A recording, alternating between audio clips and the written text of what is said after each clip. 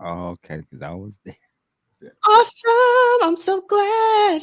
So you say, Pastor. Every pastor I know who said I didn't come to preach, that's a 4-hour sermon.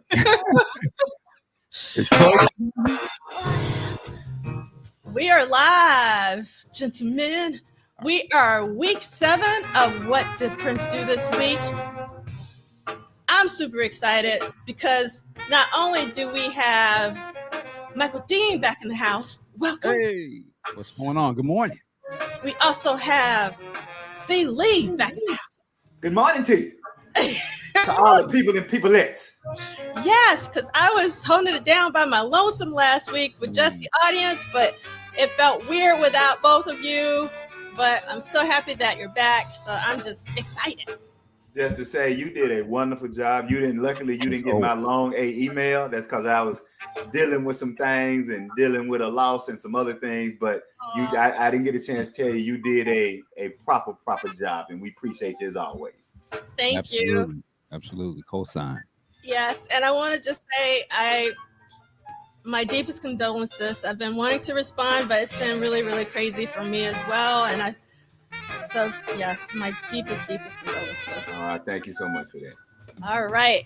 We got Rickey on the stage. Hey, what's up, everybody? What up, Rickey? Hey, Rick, turn your spotlight on, brother. You in silhouette. You look like the beginning of the Diamonds and Pearls tour. You're in a Purple Witness Protection Program? There you go. We got a bootlegger in the house. There you go. Look, He's seen the documentary and he wants to tell the story. There you go. Yeah, and look, I got copies for sale. Hold on, give me a minute. Hold on. All right. This is my favorite part right here.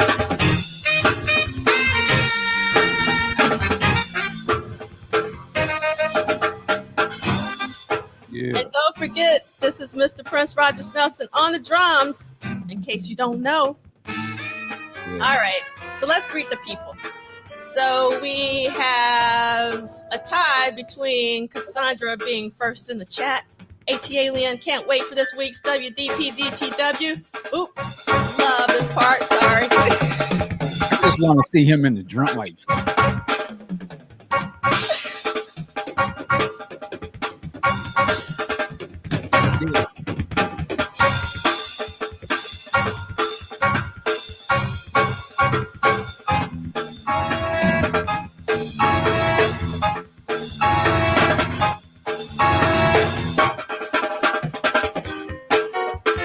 This is one of my favorite songs.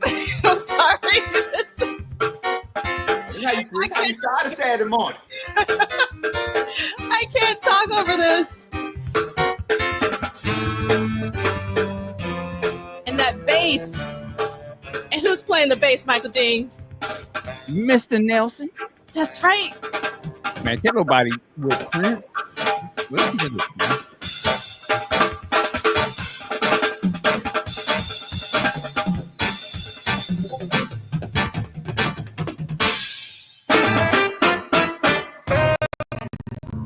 It would have been incredible to see Prince perform this. Yes. You know what's sad? Whenever I think about Prince on drums, and I think about my favorite moment of Prince on drums, it's not him actually playing the drums. You know my favorite moment about Prince on drums? It's from the America video when he gets off the drums with that pimp walk. Like, that's right. That's how you... And he got his pants. That is how you do it, right?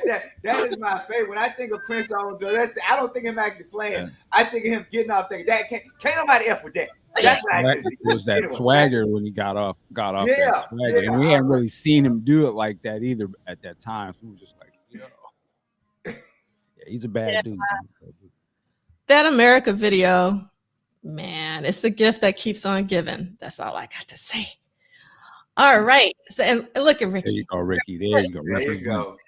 There you go. That's what we're talking about. All right. So if you didn't know, we just listened to Madhouse 7. If I can do my fingers, because I can't. It's 7. And okay, so we already talked about Cassandra, which was Cassandra's tie with Anna B for first in the chat. Anna B? Super fast. Drea dances. Chad Martin from Minneapolis. We got You're sexy. We got KMS 1984. We got Vanessa. We got Suzu's Pedals. We got LTK. I Gotta Stop for the Fog Machine. Concert Venue Smells. Dearly Beloved. We got Sister Trawl. We have Kim, our timekeeper. We have Andre Staley. What Up, Though? Yes, we've seen the Sly Liz documentary. We're going to talk about it. Yeah. I have not yet. I have not yet. Because it's on, what is it on? It's on. What, bro, you didn't do your assignment? What is it on? It's on Hulu. Disney Plus. Oh, damn, I ain't got no reason for not seeing it. I thought it was on Paramount. Never mind. No, it's on Hulu. I did not know it was on Hulu. I thought it was on Paramount because all the good stuff be on Paramount. So I'm going to watch it as soon as we get off. My bad. I'll slide you some Hulu subscription money on the side. I'll send you my account. You can log in. Listen, what's sad, tell you what's sad, Brother Dean. The only reason I have Hulu is because they got a great ESPN Plus package. So if I'm never at a Jackson State game, I never miss Jackson State. That's the only. I got like the whole Hulu, Disney, ESPN package because I can't miss my Jackson State Tigers. So I should be kicking myself in the head for not having seen Sly. So I apologize. Please don't take my purple and funk card, but I'm gonna see Sly right after we get it. But don't worry about no spoilers because Sly's so bad you can't spoil nothing no way. So come on, let's get on with it. All right. Wow, Tanja, see. I'm so behind, but let me try to see if I can just put people's name. I gotta say hello to people early. Yes, we got a full house today. I'm super excited about that. And we got Audrey in the house. We got Man Ray 10, who's telling us a happy Purple's Valentine's weekend to all the Purple kids out there. That's right, Man Ray 10. And we got Lady Cab Driver. I'm in the house sleepless yet again, but we appreciate you being here. We got El Michelle. And look at that. Theo, I'm loving this one. Where did Prince do the work? That's what we're talking about for WDPDTW. Love that. Thank you so much. Be dropping gems for us. And we got Karan, we got EA, we got Batisatva, and I only know how to say that because of Steely Dan. And let's see, in the quantum realm, Madhouse 8 got a bigger reaction than Andre 3000's new Blue Sun album. Maybe they should do a re-release, huh? So says what? Nice. Love that. We got Lisa, we got Tanja, all through the DC. And then let's see, we got Purple Cat Confetti. And we got Ronald Dagley Jr. We got Chip and Sparrow. And Chip and Sparrow has a paperback edition now.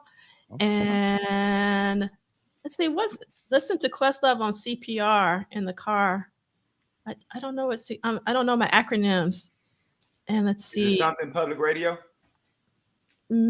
Probably. Yes, that sounds about right. Thank you.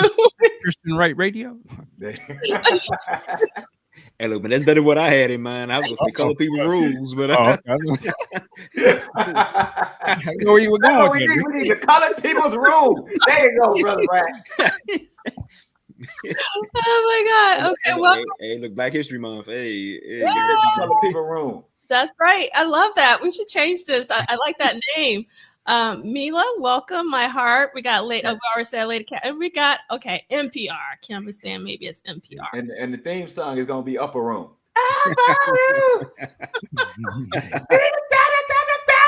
Okay, I'm sorry.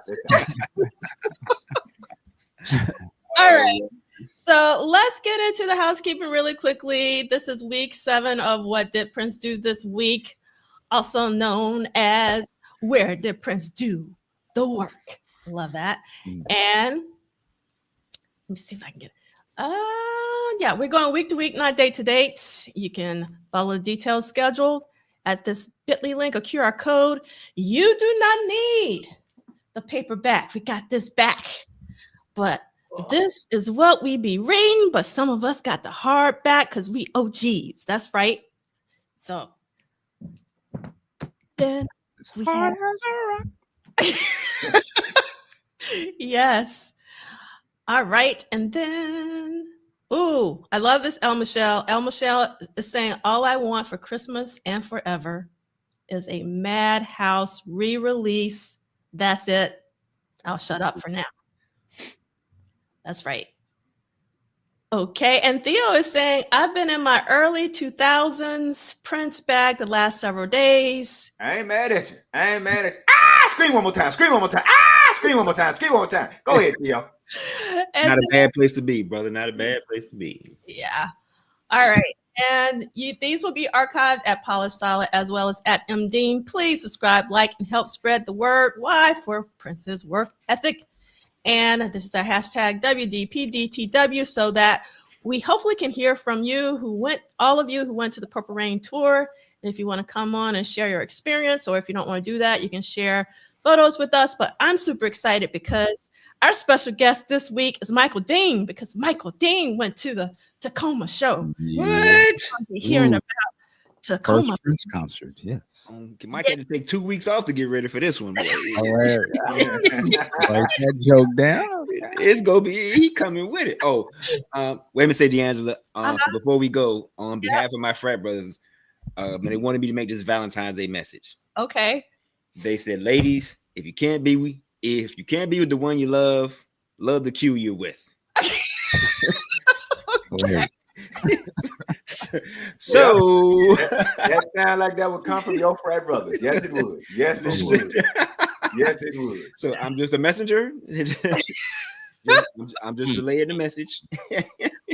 Oh my God. Welcome, Dean. Welcome, Drea Dances. And we got to give a special welcome to Tyosophy Music. Finally caught the live stream.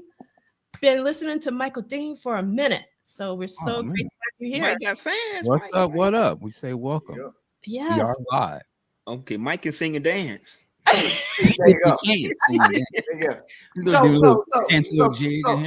So, Brother Dean, could you clarify something? So I've been missing you going live lately. Is it because you got to be on the Patreon to catch you going live? Or is it just that I just messed up my notification? Probably notifications. Okay. Because it's out there. Yeah, I looked up and he was what? He was on 45 minutes ago? Oh, damn.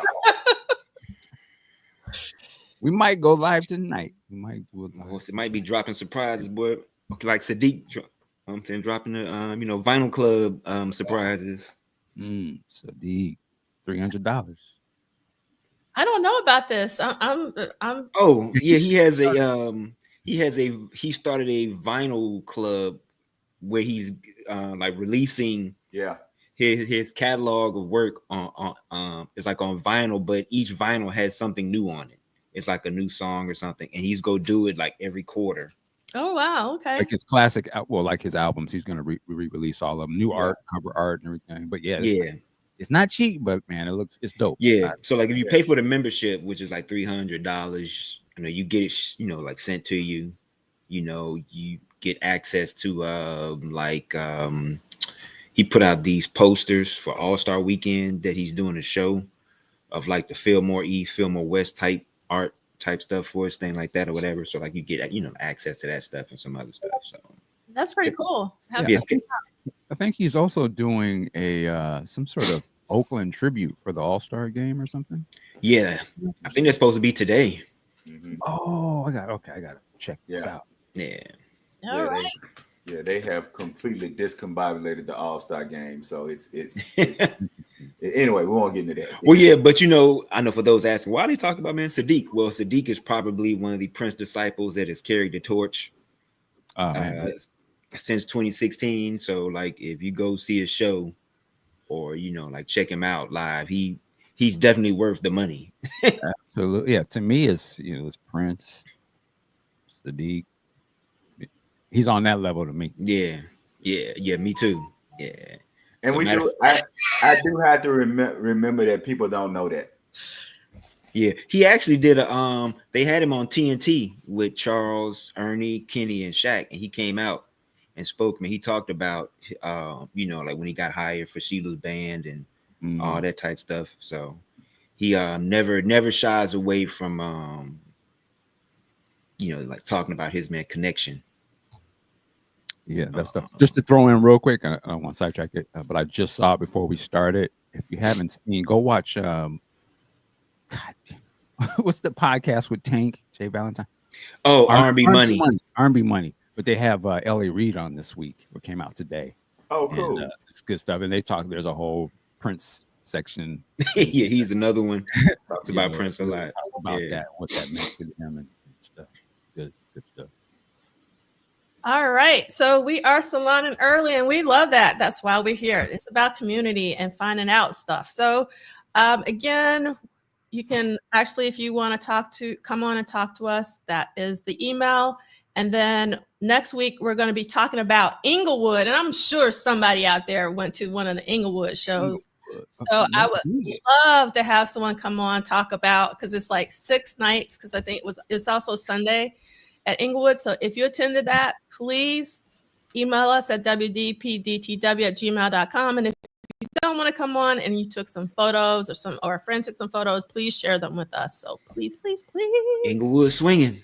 Yes, that's right. And then everyone should know by now, but in case you're new, this is not affiliated, associated, or connected with the estate of Prince Rogers Nelson. This is an independent endeavor. And we played 7 at the top of the hour from Madhouse 8. And if you don't know what Madhouse is all about, that's what Prince Vault is for. And we love them so. And you can see that is Prince on all instruments except for the baritone saxophone. And that is Mr. Eric Leeds. Mm-hmm. This is funny. I love this. Kim said we had a salon appetizer because I can't pronounce the other part. And then we have, yes, please do Lady Cab Driver. Please ask your friend. And let's see. All right. So we are at the 110th episode of What Did Prince Do This Week? What do we know? Week 7 of 1985. This week, there were 2 live shows, 1 song, and one, actually not really 1 song. It's really 0 songs. I need to change that. And 1 studio session because it was for Feline, and Feline technically was already recorded. But so, okay. Then 2 live appearances total for the year, but 1 this week. I'm just like, I don't know what I was doing this morning. So basically on Monday, there was the BPI Awards in London, also known as the Brit Awards, and Prince was there. And then on Wednesday, there was more tracking, overdubs, and mix of Feline. And then on Thursday and Friday, there were the Tacoma, Washington shows. Michael Dean, do you remember which night you went? To be honest, I don't. Yeah, I can't remember if it was the Thursday. Is that a Friday or Thursday? It's a Thursday and Friday. Yeah, I don't even remember. It's too long. I understand. Isn't it crazy how that works? Like how the stuff just blur together like that? Yeah, I was. That's weird. You hear that? Yeah, that's Rickey. Oh, sorry. Yeah, I was turning my phone off. Because we can hear the like doubles. Yeah. Yeah. Yeah. Sorry about that. No problem. And let's see. Okay. So who wants to read about the BPI Awards? It's very short. What day is that? It is Monday, February the 11th. It's just a paragraph. I can do it. Since I ain't been here in a minute. Oh, wait a minute. Brother Tudahl, we love you, baby. We love you. Let me get my magnifying glass.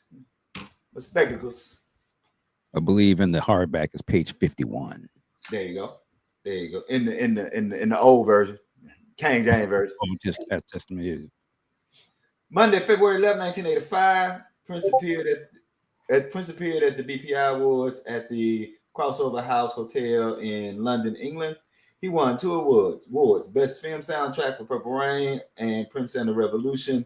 Bested Michael Jackson, Bruce Springsteen, Lionel Richie, and ZZ Top for Best International Art. That's a hell of a category. On both occasions, when he was announced as the winner, Chick Huntsberry, his imposing 6'6", 320-pound bodyguard, walked in front of him, arrogantly clearing his way to the stage. Prince would later be assailed by the British press for his unnecessarily egotistical behavior. And no disrespect, but I've always had issues with that British press. So let's move on. So actually, in the accompanying playlist on YouTube at the bottom of my channel, I actually have the BPI Awards, and it's really interesting. He's very deadpan. His speeches are very short, and I think it might have been the way that he was first introduced. If you watch it, you can make your own opinions, and I think that kind of pissed him off. But that's just me.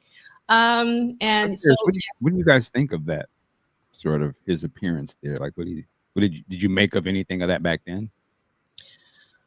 I mean, I didn't see it in real time. Like, I didn't see that footage in real time.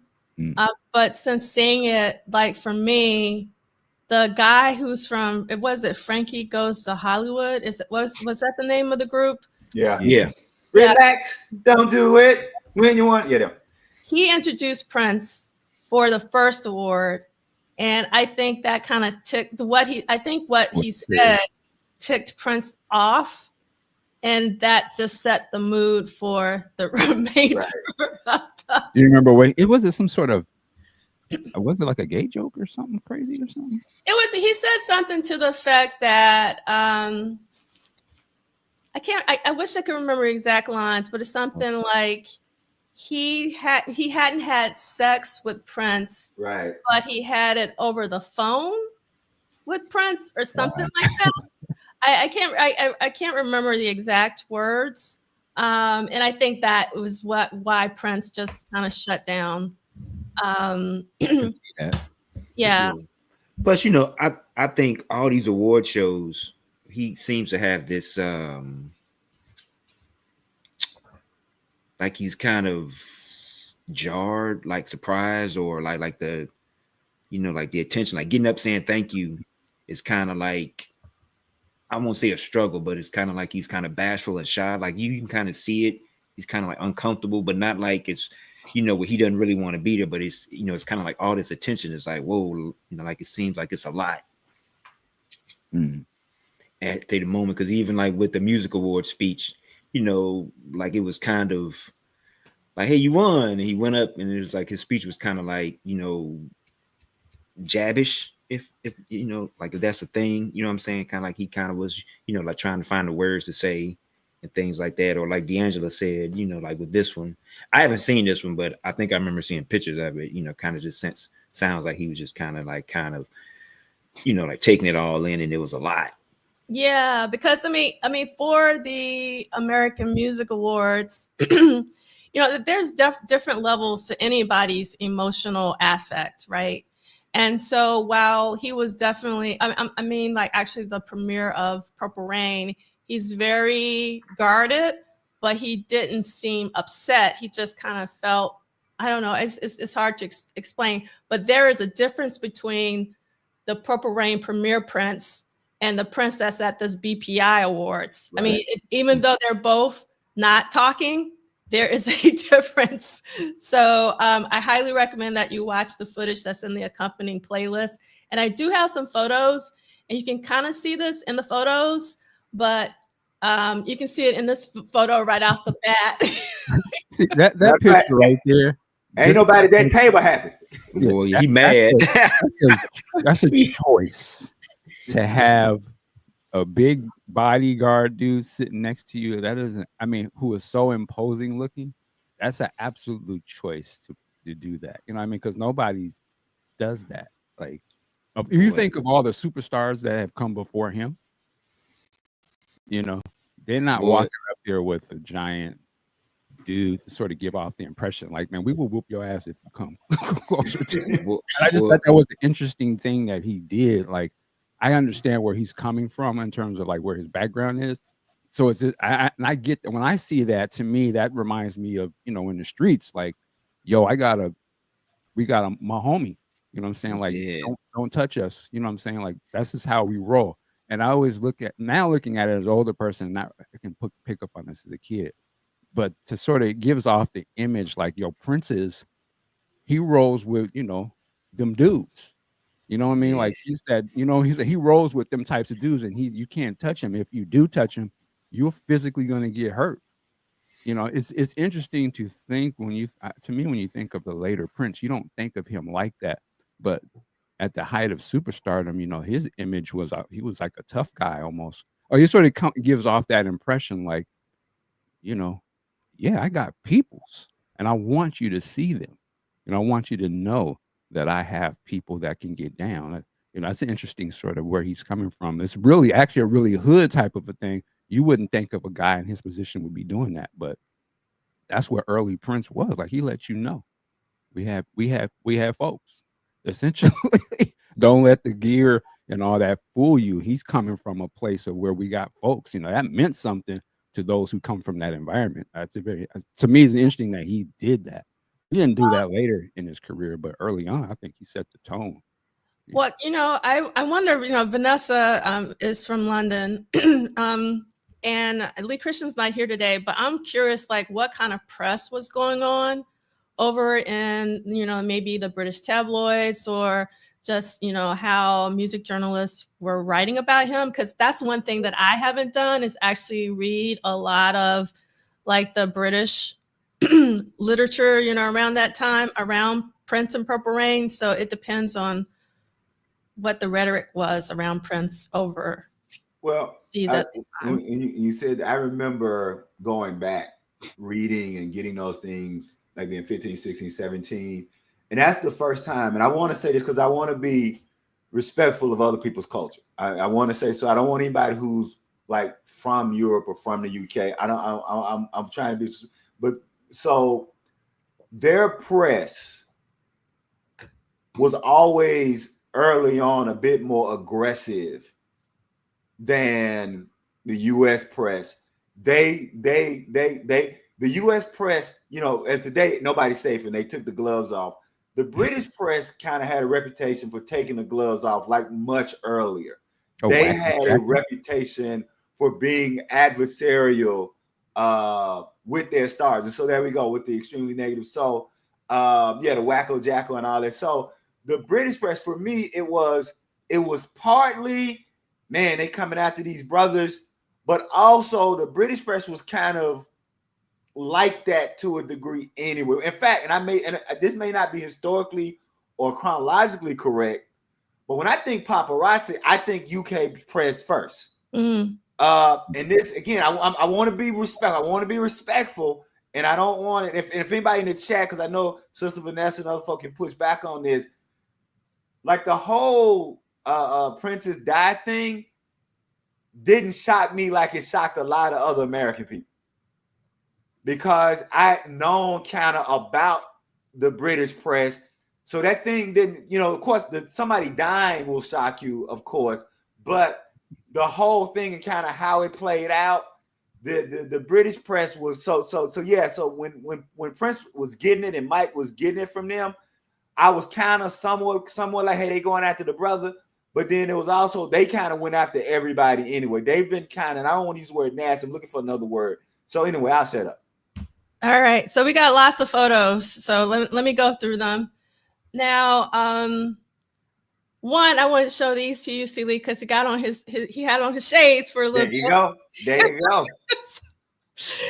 And then you can't see it right now, but another picture, that's actually Wally that's sitting next to Big Chick on the left side, just FYI. You can see it a little bit better. And you can see like Prince is very mindful of his surroundings. And here, I don't know which one this is for, and that's Wally behind him and Chick in the front. And then you can see he's looking down. And I love this photo here. Just the lighting is just really fantastic of Prince and his feather boa. I finally figured out what that's called. In some more photos here. And just go through these really quickly. And here is Prince on the stage. And this was the first award with the Frankie Goes to Hollywood singer to the left.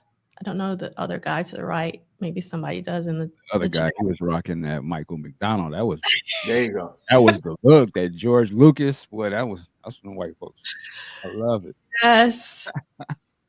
Yeah, different look. And then here is, I think this is when Prince accepted the second award that he got that night. And it's another shot. You can see the pink magenta feather boa. Some more shots. And like this, the sentiment of this, and this might piss some people off. This makes me think of like Kanye or something. Like it's just so outrageous. So you have this other person that is such a visual sort of a thing that is so contrast to what he is, as a black man. I think it's funny to me. Like I get what he's doing, like putting chick in front like that. yeah. I got a giant white boy. That's my body. But also what I love about this is Wally is always close by. That's actually Wally Tudahl. You work for me now. Yeah, I mean,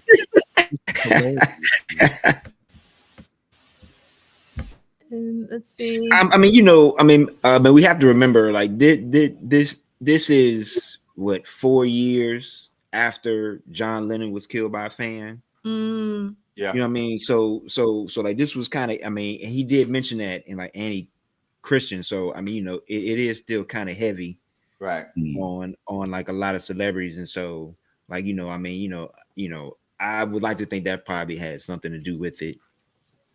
Having that, large presence there, not just to be, what I'm saying, like difficult, but probably just kind of just, like fearful of man, your life and whatnot. So That's real talk, Rickey, for sure. And here's some more. that's a cool pick. Yeah, I love this one. This is actually one of my favorite ones too. Uh-oh, we got somebody joining us. Welcome. Man, I'm feeling spicy today. So, I mean, welcome. What's up? It's Mardi Gras time. Oh, it's carnival time down here in New Orleans. Just come from a run, sweating her hair like a runaway. You know what? What's up, what I'm saying? What's happening? Welcome. What up, sir? Man, I was look. Forgive me if I jump in here, and I think I caught some of the stuff that Rickey was saying about Wally, and I just want y'all to know right now, I'm feeling every inch of my blackness today. So off this interaction I just had, but I think a lot of people forget that Prince was a brother that put brothers on. You know what I'm saying? And so there's a kind of way that we move in the world. That's just the way we move. And I know that, I said it the last time I was here, I love seeing those old pictures of Prince where he's just like, it's like, hey, this is a, at the end of the day, this is a brother, from the hood. And so, anyway, don't let me get to running my mouth. I really just came here to listen. All right. Well, you're welcome to stay, and you can always chime in. For sure. All right. So I really do love that. I'm so happy, Sealy, that you shouted out that this is a great picture. I think it was you, Sealy, because I really loved this photo of Wally being in the front and Chick in the back, and when go ahead. And that picture gives some more, as what Brother Dean and Brother Wyatt and Brother Ted are saying. It really gives some additional context to Under the Cherry Moon. Mm-hmm. When you're watching, because if you look at that, that's almost like the conga line, and I don't mean it, verbatim, but the conga line doesn't look as odd now when you have these kind of cultural references. So I think these pictures are important. That I wonder if we had all these things in context, how people would have taken Under the Cherry Moon, because we didn't have. And I know that Brother Dean and both you both kind of allude to this. We didn't have that kind of Prince as a reference before Under the Cherry Moon came out. But if you got these pictures with Wiley and you got these other kind of pictures, and even kind of the pictures with Prince backstage in the dressing room with Morris and Terry and Jimmy, like if you get all those pictures in context, then we not taken as aback. But people who are outside of the loop are not taken aback by Under the Cherry Moon in the way a lot of people were. That's it.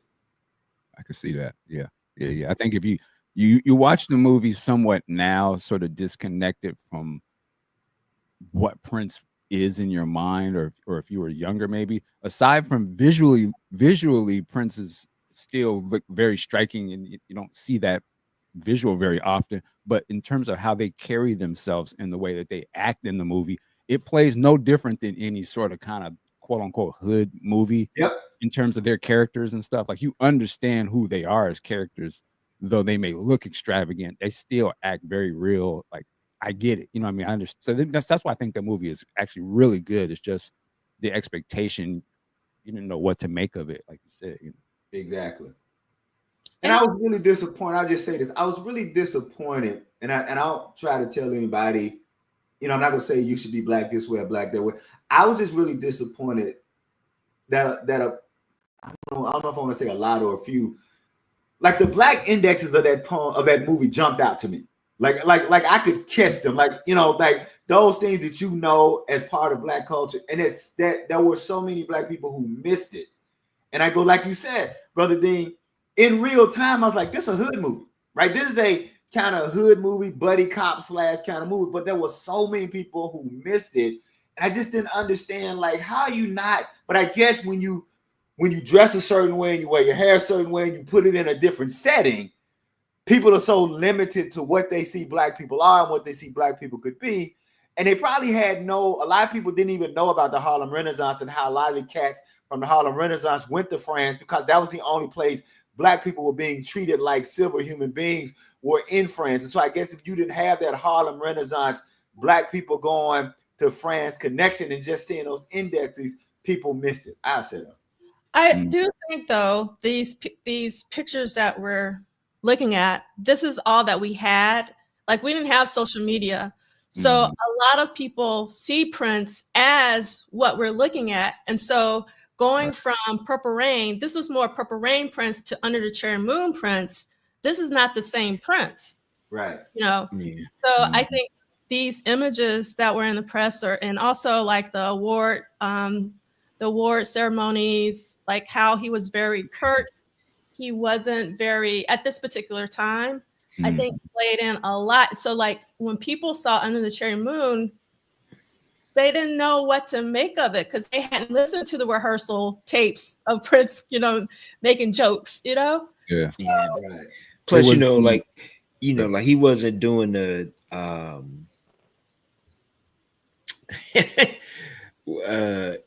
he wasn't doing their dance, meaning like he wasn't being available, or you know, like when they wanted him to be available. Like he wasn't giving interviews like he, you know, and like they wanted him to, and he wasn't, and he was doing stuff on his terms. And so I think because of that, you know, they focus more on the other stuff, you know, being, you know, like the after the music awards and situation, you know, like having the bodyguards, you know, like they played that up because that was a big story back then.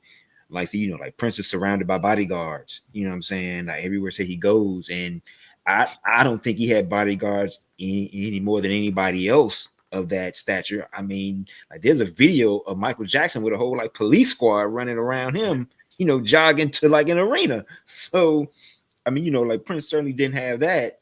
But, you know, I think because he was like, nah, you know, I'm doing this my way. And I'm gonna talk to when I feel like talking, and if I don't want to talk, then y'all can't make me talk, you know, type deal. So they kind of just took it like, you know, like he wasn't, you know, like he wasn't Lionel Richie, you know what I'm saying? Not to say Lionel was bad in doing it, but like he just wasn't accessible like that. And so because he wasn't accessible and he was, you know, hot as fish grease, they turned, you know, like they took it the other way. I think too, we associated his persona in Cherry Moon with Morris Day. You know, that was the Morris, you know, we only saw Prince a certain way. We had no idea he probably really was like that. So it was such a shock. I think just the caricature of Prince, the persona, was such a shock to see him being so open. So for fans, it's great. Like, wow, you know, you're seeing him. But I think for a lot of people, you didn't know what to make of him. He was still the new thing. You didn't, and just his persona was not to be.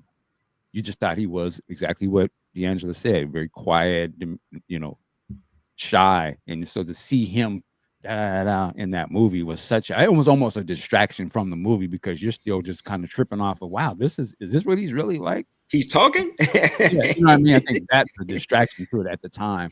But removing that, then you're like, yeah, he's acting. Like he's, I mean, I think we're not separating the person from a guy acting in a movie and trying to correlate that has to be how he really is versus, which you don't normally do that in movies. You just go by I want to be clear because I can't. It's hard to get like tone from a chat, but Under the Cherry Moon is my favorite Prince movie, bar none. So I am definitely not being negative towards the film because Sealy knows that in real time I actually recorded that on a cassette tape, Under the Cherry Moon, from the VHS, and I listened to it every single day. She did. Because she let me to tape. And I would just say, because I know Brother Ted want to jump in, that when you talk about playing the industry game, I remember this because I was so taken aback and was so mad at this brilliant musical guy. When I tell you I was so mad at this dude, but then as I got older, I kind of got it. But when you talk about playing the game, I remember when M2May, who I knew M2May from my father's records, and when M2May got on BET with Donnie Simpson and just went off on Prince, was like, how come he ain't been on the couch, Donnie? What do you think he do good, Donnie? And I remember that because I remember being like, and at that time, and I don't remember. I know what Me, You, and He was out. And, he had his 2 big hits was out. So I don't remember if there was 87, 88, 89. I know I probably won 20. 84, 85. Now, and see, so for me, I was like, why this old dude hating on Prince? Like I was like, I knew who he was, but I was so mad at M2May. But that was still that. But as y'all say, some of these older heads was hating on Prince too for not playing the game. And I think that when you don't play the game that way, it allowed people to take shots at you. But I always remember that M2May interview with Donnie. And I remember Donnie Simpson kind of being like a deer caught in headlights because Donnie was like, hey, that's my boy. That's, so but anyway, but no, I think, okay, Lee was like, you big Rick James looking. Right. Anyway, I said, go ahead. Ted, you got something to say, brother? Oh, I didn't have nothing to say. I was just listening. Oh, okay. I just was listening. All right. So here's some more photos. We'll get through them because I want to get to these other photos that I have that I didn't realize how many photos I had. These are the photos I want to get to when they're in the Heathrow Airport coming from the BPI Awards, and that's Prince in a blue blanket, and that's Wally. And I used ChatGPT to translate this German article, and that's what it says. His bodyguard protected him with a blanket. So if someone knows German, please verify if this is a good translation. And then I don't know what newspaper this is from, but I'm assuming it's from London. So if anybody knows anything about this, let me know for citation purposes. And then it says rivals in love over vanity, because I think at this time, Vanity was dating Adam Ant. And Adam Ant was huge, if you don't know who he was at the time. But again, you can't really see in this. Yes, you can. Actually, so that's Prince with the blanket over his head. But what I think is funny, that if you know that he has on red shoes, red pants, and like he's trying to, be incognito, but is he really incognito? Because he has on, like I call it like he has on his fur coat, the one that's on Wally's book cover. And here's some more photos of Prince and Wally walking in the airport.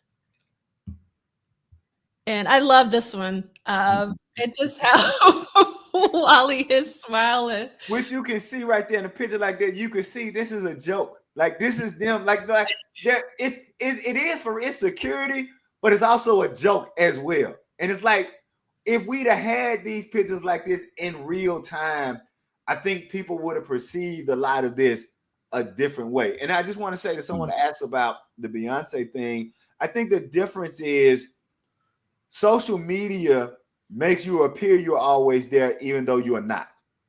So even though Beyonce doesn't, quote, do interviews, right? Even something like me, like I'm not on social media and I can't get away from Beyonce. So if somebody like me who's not on social media who can't get away from Beyonce, so I think that's the difference is fans don't see. We used to feel like we were missing Prince back in the day. Y'all don't understand how good y'all got it. Like all we had was them damn magazines and BET and MTV, and that was Black Beat, Right On, Rockin' Soul. If you didn't have the magazines and BET, I felt bad for somebody in the 80s didn't have cable. If your ass didn't have cable, I mean, I don't know how you got it. So it was like we used to feel like we were. I know people used to go through withdrawals between albums because you just didn't see him. He just wasn't around.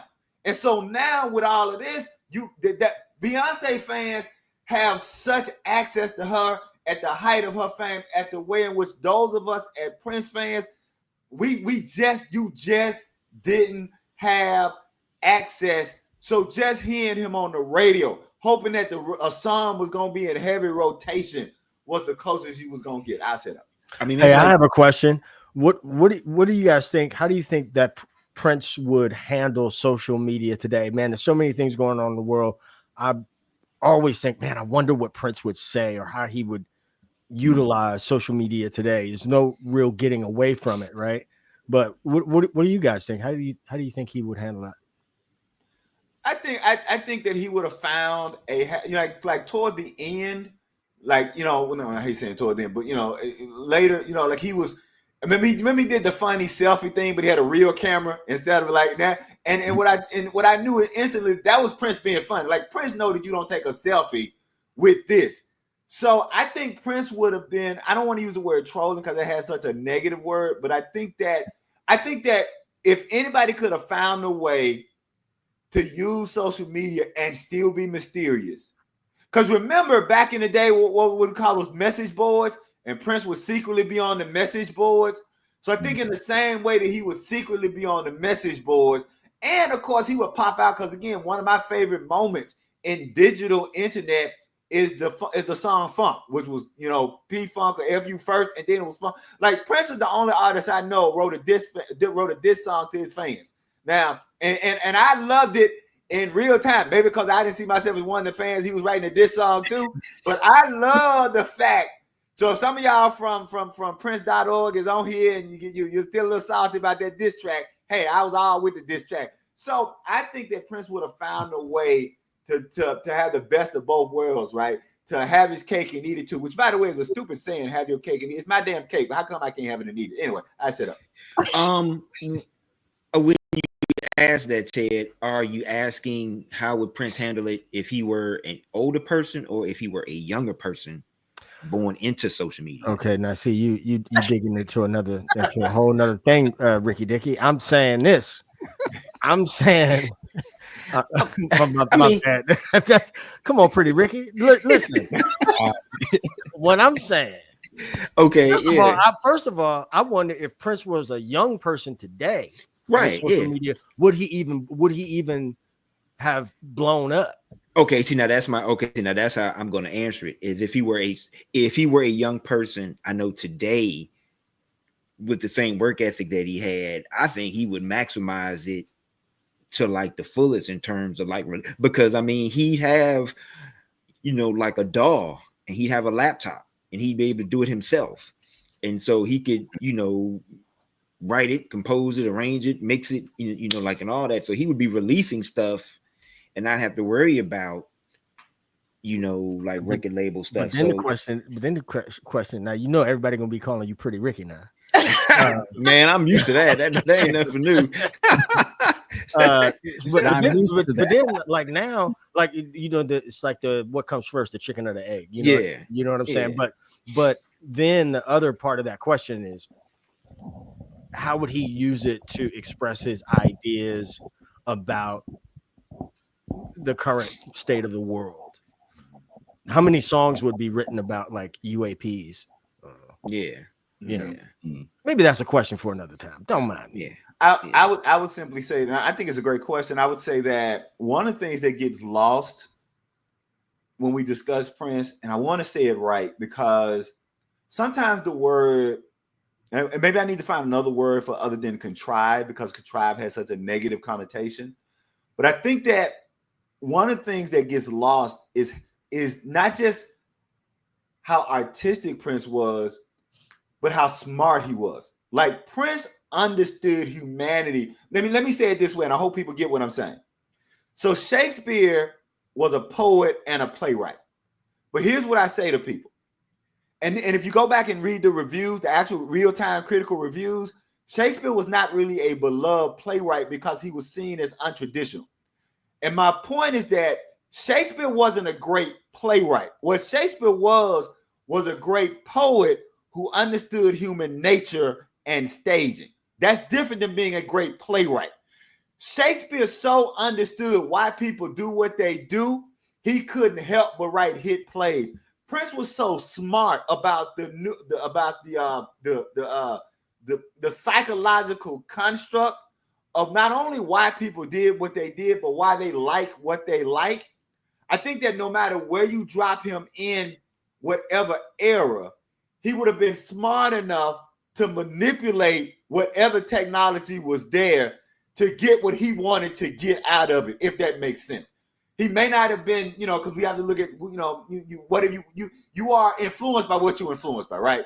For us, lucky enough, he was influenced by people we think were the greats, right? He was influenced by the James Brown and the Sly Stones and all of that. But I think that, to me, Ted's question is really about Prince's intelligence and Prince's ability to survey. And I'll say this and I end on this. Owen Husney. When I interviewed Owen Husney for my book, he said something that stuck with me. He said Prince was one of the rare people who was smart enough to peek over into other people's backyards and take what they were doing to the next level before they were able to do it. I'll shut up.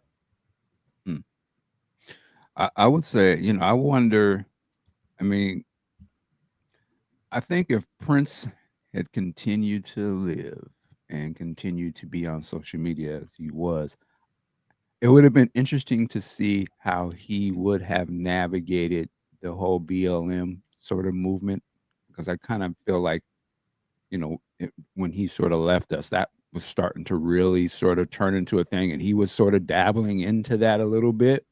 And it was before sort of the sentiment, at least online, changed about that movement. So it'd been very interesting to see how he would have maneuvered through that, because I think he would have, as he already knew, there's a fan base that I have, and in that fan base, it is made up of different sort of people. And I think during that time, you started to see in the fan base, some of the fans of Prince was a little over here, and some of them was a little over here on this topic. And you started to kind of, the conversation of that started to be more upfront in terms of, his blackness and things of that nature. So it'd have been interesting to see how he would have navigated that. Would he have really put his foot down and made a stance on that movement in that sort of category, as it seemed like he was kind of moving into, and what that would have done, or how he would have felt his fan base would have reacted to that? And I think that type of stuff was very much in his, something he always sort of not played with, but dealt with in his own way. I think of things of his movements behind the Black Album, his possible movements, or why, what was the album that didn't come out when he was alive, but they put it out a few years ago? Welcome to America. I wonder why he didn't put that out, and some of the things he's talking about on that. It would have been interesting to see if he would have. I can understand why he probably was like, "Nah, I don't want to get involved in that because that's too shady. It's just for Prince to think maybe that might be too controversial." Even he had some sort of sense to be like, "I ain't playing in that right now," but he recorded that, So I would wonder, like online, it's hard to pull back shit that you put out there, and he was great for posting and deleting. That's very interesting what you're saying about that. So it'd be interesting to see what would he have done, because it became a whole bigger thing. And I think an artist like him, not growing up in that era, remember, he's an older man, an older Black man at that, how he would have maneuvered in that. I could almost see him saying something that would have really rubbed people the wrong way and been misunderstood, and him having to backtrack or play this whole game. Or he could have just been on his, I said what I said, so be it. That would have, so it would have been interesting to see. And I think he would have been a lot more vocal too. But Michael Dean, I don't mean to cut you off. I don't. No, you good. You're making me think about that Tavis Smiley interview when Tavis asked him about Obama, and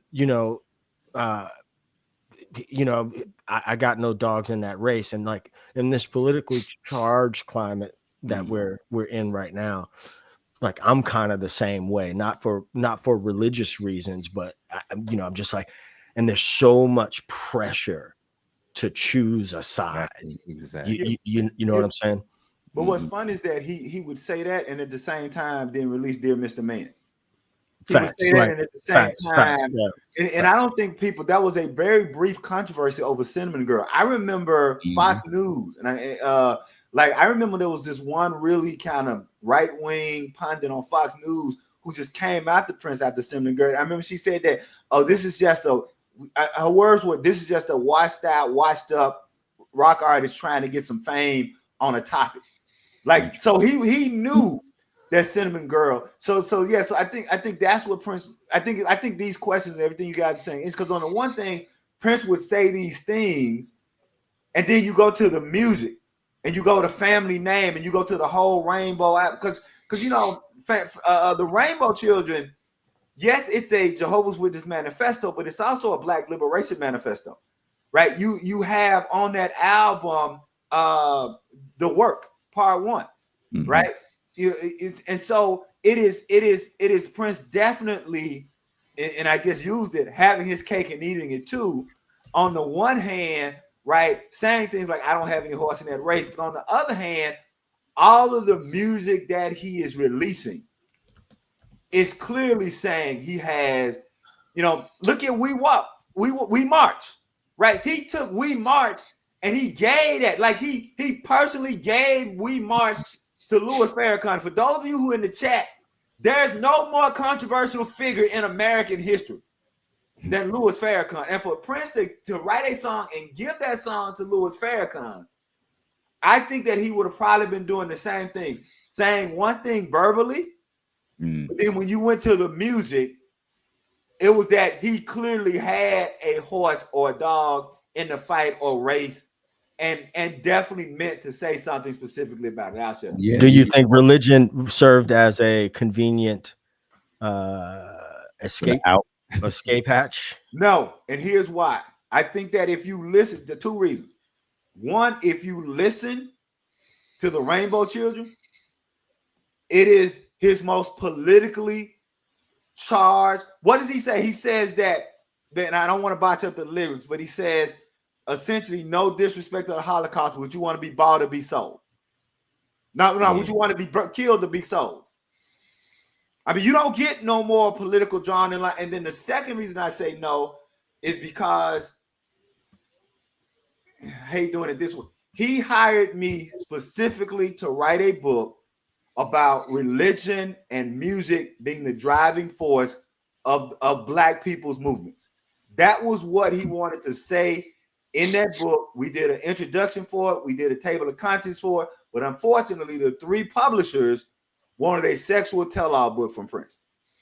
Man, I think, like Mike said, like Ted said, well, like all of us have said at some point in time, when you get down to it, whether he said it or kind of wrote about it in song, he was a brother that came up during a certain time when the culture, like politically, was changing, and he grew up in that as a kid. And business wise, he may have been like, I may not need to say that, but his moral compass always kind of came out in like the music, in Avalanche. He said Abraham Lincoln was a racist. Yep. In Dreamer, he says, I never knew. I think I could be wrong. Don't crucify me on here. He says, I never knew I was Black until the blood of King was splattered on the thing. You know what I'm saying? So he, talks about in Sacrifice of Victor, our parents sent us to school, like to go integrate this school, and we were like, pawns in the chess game. And so they called me everything but Victor. Yeah. And so, money and success, and he's getting all the things that he always wanted, but you don't forget certain things. And for like the pop star that he was up against of say his day, you know, Mike didn't have that childhood, you know what I'm saying? You know, like that type of childhood. I mean, Mike had a different type thing. Prince had this other thing where, you know, you got, you know, like integration and, you know, things like that going on. And so all that's up front to him. And so I think, like he's, you know, like y'all have said, you know, like certain occasions, like on the Tavis show, you know, he kind of was like, you know, I don't got a dog in that, whatever. But when it came down, you know, I think his moral compass just weighed on him more than anything. And when it weighed on him, it came out, and you don't have to go far to kind of see well, like what would he say about this or that or whatever. He's kind of said it already. You know what I'm saying? He probably would have just said like more of it. And he would have said it in his way. And then I think that's the thing, you know, like would he have said it in a way people would have appreciated, or would he, you know, like would he have gone on, I don't know, MSNBC and said, hey, I'm saying this, or would he have just still done it as he always did and said it and say his music and just kind of said, if man, you want to know what I'm feeling about something, go check out the song. Yeah. And I was going to add to that.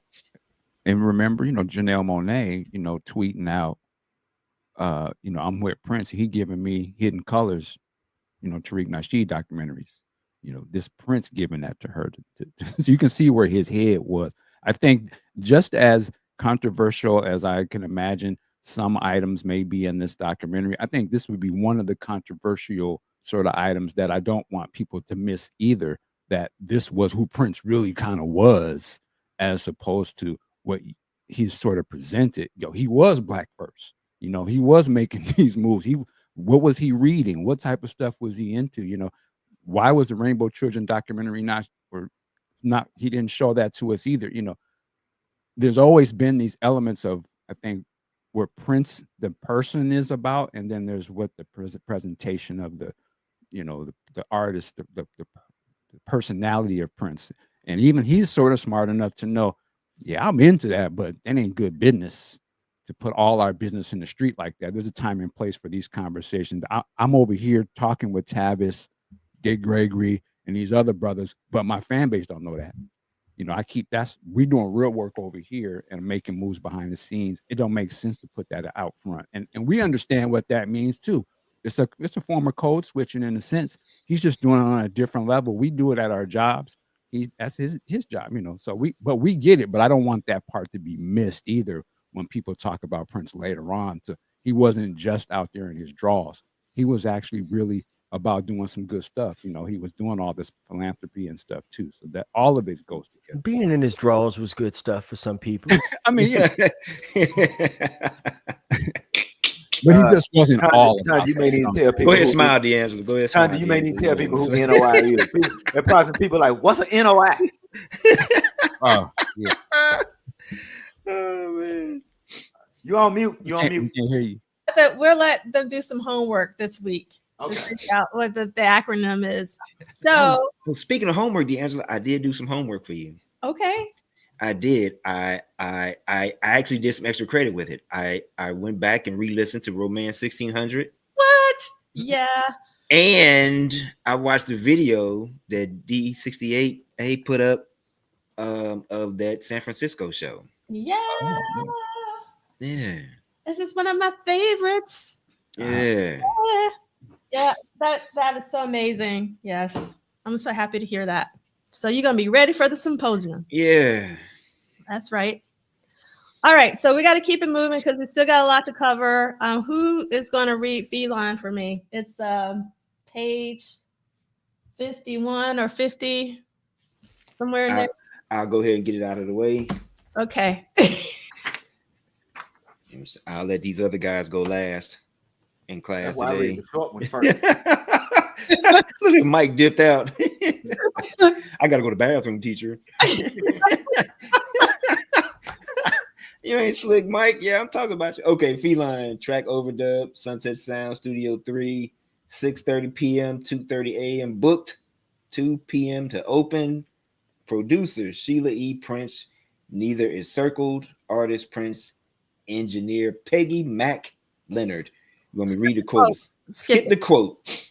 Prince began recording the family's debut album the previous summer. The collection was assembled, but because of the Purple Rain tour, it had been sitting on the shelf waiting for the next phase.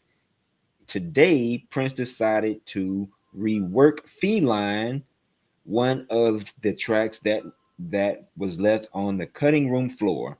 Originally, the track was eliminated because singer St. Paul Peterson didn't feel comfortable with parts of the rap at the end. So Prince, who had continued jamming to the track with the Revolution during sound checks, decided to repurpose the song for Sheila E. There was a reason why I don't think it went on the album, explains Eric Lee, sax player for the family. Prince wrote a very, very, very risque lyric for it. I mean, you can only imagine what the implications were from the title Feline. Paul Peterson did the vocals on it, and I believe Paul had some reservations about singing the lyrics.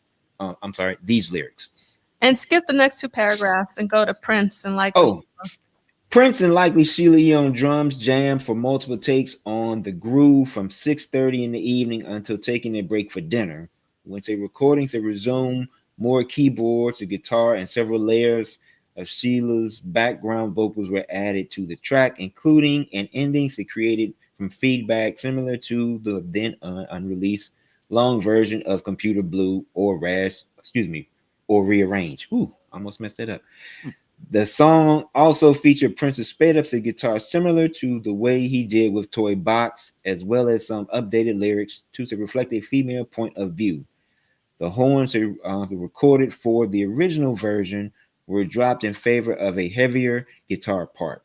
A mix was dubbed to a single C60 cassette, and the session ended at 2:30 a.m. The following day, after sessions like this were generally odd for engineers like Peggy Mack. You can skip that and go to the status. Oh, status. Multiple versions of Feline were reportedly attempted with a variety of mixes, but the song remained unreleased during Prince's lifetime. It is unclear if Sheila ever recorded lead vocals for the track, but it is likely that she did at some point. Eventually, elements from the rap were repurposed when she recorded Holly Rock. All right. Why am I just now understanding what the word feline must mean in this title? Boom, boom, boom.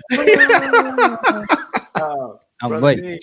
Wait, say, Mike, I'm just not in this. I got an answer for that, brother. You know why, Brother Dean? Because unfortunately, you didn't have an uncle whose nickname was Erkin Jerk or Easy Jesus. My uncle, when Silent Times came out, my Erkin Jerk uncle looked at me, and the first time he saw Cat, and I ain't gonna say everything he said, but my uncle leaned at me and said, "Hey boy, you know why Prince named the Cat, don't you? Cause he can't name her, and that's it." So Lord, so, yeah. Leigh and I are related. We got the same people. We're related. I know we are. That's my uncle too. Yeah, I was not hip. Okay, all right. Boy, So those people out there, your down south uncles are a treasure to behold. You just gotta have one. You just gotta have them. It's normal. This is normal type down south uncle behavior. You just gotta understand. That's why Leigh, Ted, and D'Angelo and I just laugh, and we just I've heard that before. And he was telling me that like he was dropping top game on me. Hey boy. You know why he named the Cat, right? So is it Black True Bear? Celia saying Cat is short for Catherine. That was her. No, it ain't. No, you go with that if you want to, Black True Bear. Ain't nobody on this Cat is short for Catherine. And don't have the people in the. Wait a minute, let me put it this way, Black True Bear. What was the name that he wanted to name Vanity? Leigh, I was just about to say that because the other thing was like when your uncle told you, look, you know why it's called Vanity 6 and there's only 3 members, right? There you go. There you go. So I'm just catching on to that one. Vanity said what Chris wanted to name Vanity, and Vanity was like, "Nah, I ain't having it." That's right. Yeah, he wild boy. real. So, Michael, I was trying to hear what you were saying about your uncles being from Seattle. Were you saying something? No, I was just saying I didn't have that. I was on my Rickey Schroeder, so I was still very innocent to a lot of this. You know, y'all was doing that. We were still watching Silver Spoons and My Three Sons and shit. So I didn't. If you put an L and a 7 together, you know what you get. Yes, He said, "My three sons." My three sons. I hadn't been baptized in that. So, I had a little Leave It to Beaver. Oh man. yes, Little yeah, Mayberry. I wasn't leaving it to Beaver, as probably Prince would have had to say.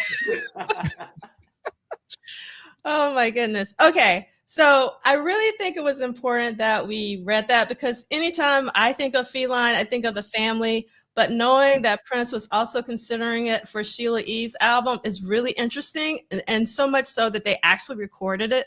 This is something that I haven't heard, and I would love to hear it. Obviously, I've heard the Times version, I mean, not the Times, the family's version and Prince and all that, but I would love to hear it. All right.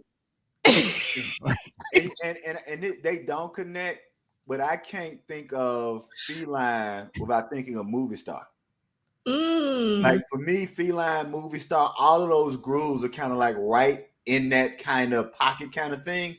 So, and I know I have Feline on where I have it in my Prince playlist and everything. I don't think, but yeah, so Feline, Movie Star, all those things, and they just really kind of that really kind of greasy pocket groove that of course he was like, you know, as Brother Turnbull says, working in two different timelines. So he would have never released them himself, but it just think for me, if we could have gotten like in real time, a lot of those collections of songs, all in that kind of saying greasy kind of groove, like I'll shut up. Awesome. I'm glad to know that it's out there in the universe, Lady Cab Driver. So thank you for letting me know that. All right, so we're going to keep it moving because I do have some reviews and articles that I want to read this week, and I'm trying to keep us not here for very, very long. So this is from the News Tribune from Tacoma, Washington, and I just want you to see that this was on the front page of the Tacoma News Tribune. And let me read. Let me go to the next one so you can see it. I'm tripping on what the deputies were doing down there, but. Yes, I also love that too, Michael. I thought that, so maybe that will actually give us like some insight of what kind of news this particular newspaper covered for context, for sure. So here we go. I'm not going to read the whole thing. I'm just going to read some pieces that I think are important, and let me pull it up. Okay, so the title is called "Prince Woman Says Star is Lewd, Plans Protest at the Dome" by Dan Voppel. So a Tacoma woman is whipping up a protest against the rock star Prince in the belief that he is whipping up the sexual appetites, that's in quotes, of young audiences.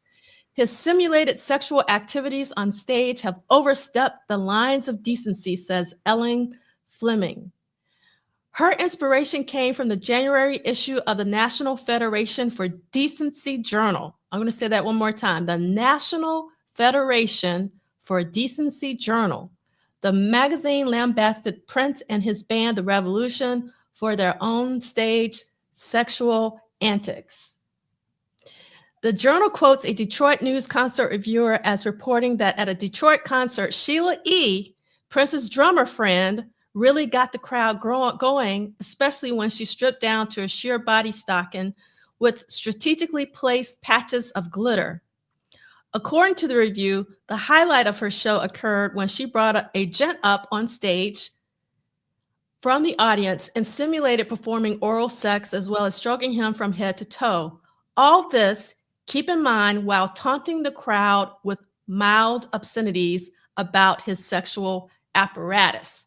Now, I'm going to stop here. Now, what I find really interesting is that they're talking about Sheila E. and what Sheila E. is doing on the tour and not about Prince. But okay, I'm going to continue. This sort of behavior offends Fleming, who hopes at least to stop such behavior in Tacoma. But Mike Gabar, if I'm pronouncing that right, Dome manager, said the city-owned arena will be awash in red ink if Prince and others like him don't come to Tacoma. Get ready, Michael Dean, with that. This is a business. So we have to take a pragmatic approach. Prince is one of the major talents today. He's of great interest. If I do things that aren't of interest, we'd be out of business tomorrow. Gebauer said. Business, and you ain't too far gone to see that yet. Thank you for that. And then I just want to read the final here. By picketing, Fleming says she hopes to convince teenage concert goers to refrain from post-concert sexual activity. And she hopes to inspire the city council to appoint a board of concerned parents who can screen prospective entertainers. Fleming hopes others who feel the same join her in front of the Dome February 14th and 15th. Even if no one else shows up, she said she'll picket alone. So that is Ellen 10 Fleming. toes down. I'll give her that. Yes. You know what I wonder about these kind of things, and and I wish journalists would have asked them this in real time. I wonder how much of this, like I wish someone would ask her, say, okay, would you be cool if they made it an 18 and over show? Like because I would just like to hear their comment, because I'll be the first to admit that I look back on and again, my father didn't purposely take me, so me seeing Prince at 10 was a mistake. He wasn't planning to take his son to go see Prince at 10, but I did, look and saying, I saw Controversy in real time. I was 11. I saw 1999 in real time. I was 12, and I look back now and I go, yeah, probably 11 and 12. I probably shouldn't have been there. So I just wonder if these protests, are you trying to stop grown people? Because if it's really about children, because she said that she don't want young people, then I wish somebody would have said, hey, well, would you be okay if they have said 18 and over? Right. And I wonder, and I think about shows, and I know like you get carded at the club. Like, so if you go to the club, and it's something, I was sneaking in clubs, so I'm not gonna sit here and lie like I was sneaking in. He was outside back then. Yeah, I look, man. I'm not saying it as a point of pride, but yeah, I was hanging out on Beale Street at the age of 14. My mama thought I was around the corner at JoJo house, and because Memphis was 40 minutes from Clarksdale, so we drive up to Memphis.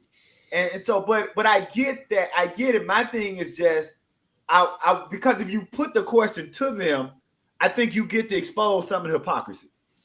Because I just wonder what her answer would have been if they would have said, so what if we make it a 18 and over? I'll shut up. I agree with you. And I think about that because I remember, I can remember being in 6th grade at my mixed middle school where I was in the minority, and my classmates going to see like Van Halen and Rat and Journey and like whoever else. And I remember thinking like, wow, like y'all are going to concerts. And then I remember fast forward 8th grade, here it is, Prince is touring, and I'm seeing protests. And I was like, I don't recall seeing protests for these other folks. You know what I'm saying? And I keep bringing that up because I think that's important because I didn't see them. Now, were they there? Like I didn't pay attention. That could be a possibility, but I highly doubt that. And one of the other things that, one of the things I always credit, my dad for was that he was one of those type parents where he was like, like when cable, like Mike, like C. Lee says, if you didn't have cable like back in the day, like you were hit. And so what happened was a lot of times, a lot of us was probably watching stuff on HBO, we shouldn't have watched. And so my dad said was one of those parents where he was like, hey, look, ask me if you can watch it first. If I say no, just respect my answer, but don't sneak and watch it because I'm gonna be highly upset if you sneak and watch it. Right. But now what he would do was say a lot of times he'd say, well, I'll just watch it with you. And that's how I saw Purple Rain. It wasn't like, no, you can't go. It was just like, okay, well, I couldn't find none of my friends to go. So he was like, well, I'll just go with you. Instead of you saying like, I'm going to see Ghostbusters when I'm gonna go see Purple Rain, which is what I would have done. You know what I'm saying? So, I think that's a great point, CD. Like, like, what did you want? Like, did you want 16 and older? Did you want 14 and up? Did you, because there were no school like IDs like that back then. Like I don't remember, Right. you know, school type IDs saying, hey, yeah, look, I'm in high school or whatever. It was just a driver's license. So like, what did you want? You know what I'm saying? And then I just think it just came down to that it was just his brother, you know what I'm saying? I mean, burning it up, and he was, you know, attracting all these people. And it was like, okay, you know, like we went through this once with Hendrix. We can't go through this again.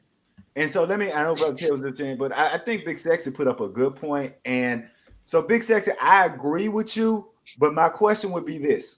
And here's my question. I agree that it should be the parents' choice. But my question, and this is not rhetorical, because I really like to hear what Big Sexy would have to say and what everybody else would say. If it's going to be the parents' choice, but we also understand that we have age limits for things in every part of society.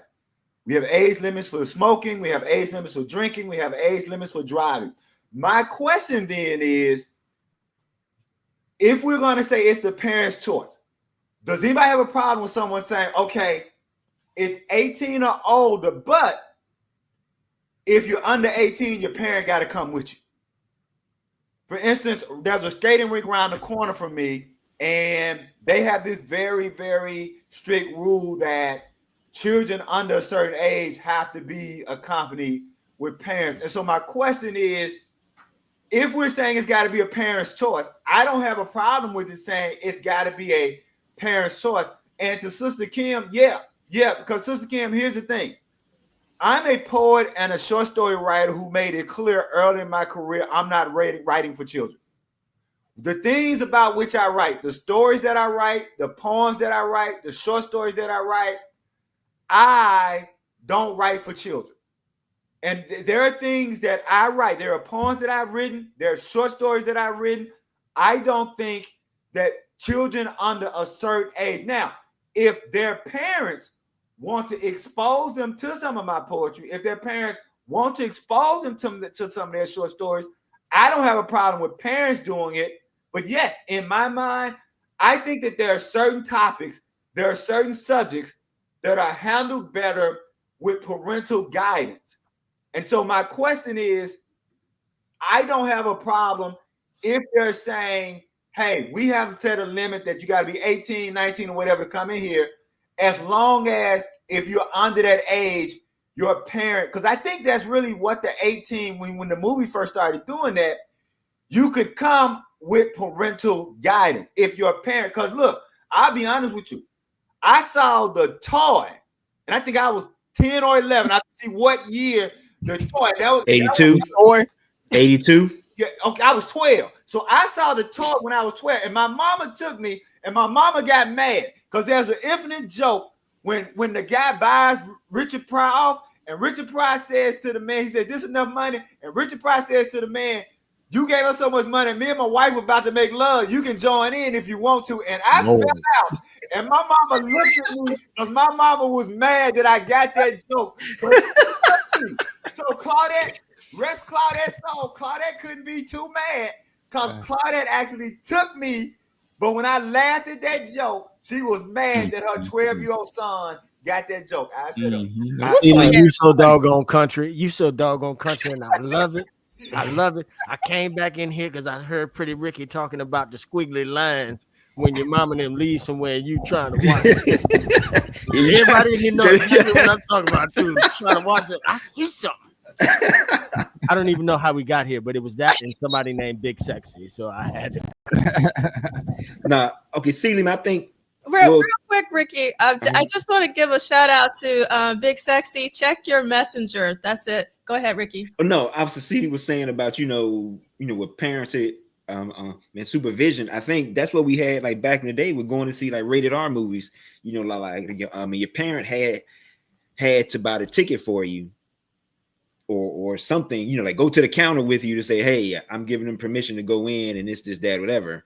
Now, today, what is happening with a lot of like amusement parks, skating rinks and things, and they're saying that you have to be a certain age to make it in. That's because the younger people don't know how to act and they're having issues with their behavior, because we have that here with certain, like, like in King's Dominion, which is like a Six Flags, for all my Georgia references, is like a amusement park like that. Like they have this thing now because they had like so many incidents with younger people under a certain age, that they were like, okay, parents are coming, like dropping the kids off, leaving them, the kids acting up, acting wild or whatever and crazy. I told my students, I said, now, so you do realize if you are of age and say you go and then you do something, so what that means, that they can legally prosecute you now. Like that's why they're doing that. So now, like if you go and then you get in trouble, you of age, they can get the boys in blue come put the silver bracelets on you, and there's no problem. And so I think that's what's happening now. But I asked myself once before if I would let my daughter go to a Bruno Mars concert. You know what I'm saying? And like some of his lyrics are kind of like suggestive. And I kind of was like, man, that's a hard one. Morally, I can't be a hypocrite and say, no, you can't go because I went to go see Prince. So like, what would I do? I either like, hey, look, Dad gotta just, hey, look, I'll just go with you. You know what I'm saying? Or, prime example, my daughter's a Weeknd fan and she wanted to see the show that was on HBO. He had some very, questionable lyrics. But I know my wife and I watched it with her. You know what I'm saying? It's like, hey, look, we go watch it with you.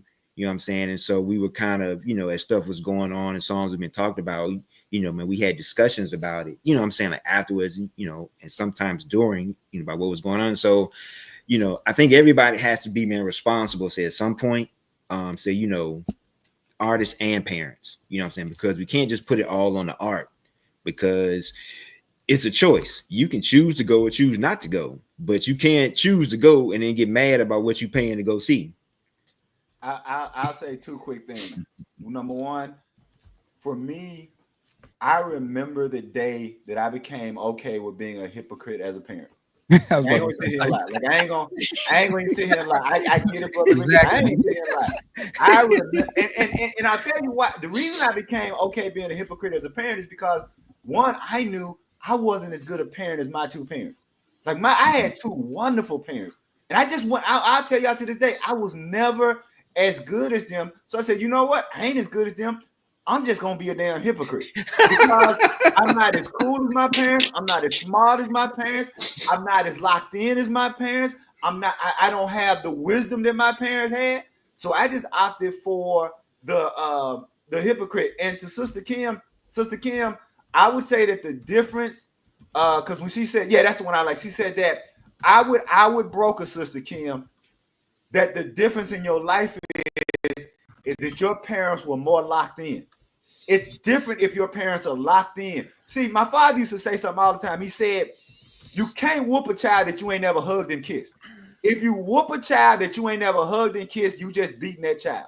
He said, no adult should ever lay hands on a child that they ain't never hugged and kissed. And so, Sister Kim, I can guarantee you that dope. Your parents had hugged and kissed you enough that the R-rated stuff was so far down the line that you were such a well-adjusted person because your parents. And I'm not saying that we have to protect people from themselves. I'm not into protecting people from themselves. I'm just saying that I don't have a problem making parents be parents and making parents stand up and do certain things when we do it for everything else. You have to have a license to drive. You got to have a certain age to drink. You got to be a certain age to smoke. So I think you have to be a certain age to put certain things in your mind. And I don't mind us making parents step up and be parents. I'll shut up. I got a question for you old people, of which I am not one. Hello, somebody. Along these lines, I admit I missed the original question, but I saw a post on Facebook not too long ago. Somebody had a photo up and they said it was of this character, Saucy Santana, who I don't know much about. And they said, Gen Xers have a problem with this. And then juxtapose that with a picture of Prince. How do we reconcile those types of things? I'll tell you, and I do it easily the same way I justify blues lyrics with hip hop lyrics. I tell people it ain't the content, it's the age of exposure. I'm not gonna ever, as a man, look, one of my favorite blues lines is stoop down, baby, let your daddy see. Stoop down, baby, let your daddy see. Cause something in between your legs is about to wear the hell out of me. As somebody raised on a blues lyric like that, I can't say nothing about no hip hop lyric. But what I can say is what we want to do is make sure that we're giving young people the proper guidance so that when they are exposed to things, I'm not interested in taking anything away from somebody.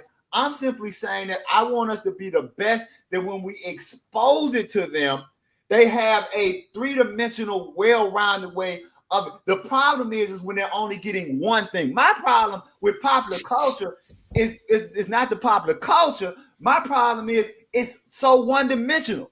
See, because you can talk about Jack You Off on the Controversy album, but you got to talk about Run and Talk to Russia. You can talk about Less Work, but you got to talk about Controversy. See, the thing that separates Prince from so many of these other artists, that my father said this. My father said, son, Prince is going to take you to the sheets, but he also going to take you further from the sheets. My problem with the artists who can't do a damn thing but take you to the sheets. And so we need people to let folks know that there is something more than just go. I ain't mad. Look. I can't be mad at WAP. I saw Prince do Head at the age of 10, but what I can say is, can you do something other than WAP? Listen. First of all, I don't even know this man. I love this man so much with your country self, boy. We are kindred. I know we can. I was listening to a joint and I was like, man, this thing is banging. And then I heard an expletive in the song and it really turned me off, right? The point I'm getting to is context is key. So I'm like, man, I hate what the song is so groovy and it's just got this expletive or these expletives for shock value. And then people will turn around and say, well, you grew up in this era and you did. And I'm like, man, but there was meaning behind. One of my favorite lyrics of all time is in the B section of Let It Whip. That man trying to get some tail. Yep. Right? But when the brother says, I sense something divine in you, and I tried to play that game, girl, you know, I sense something divine in you, baby.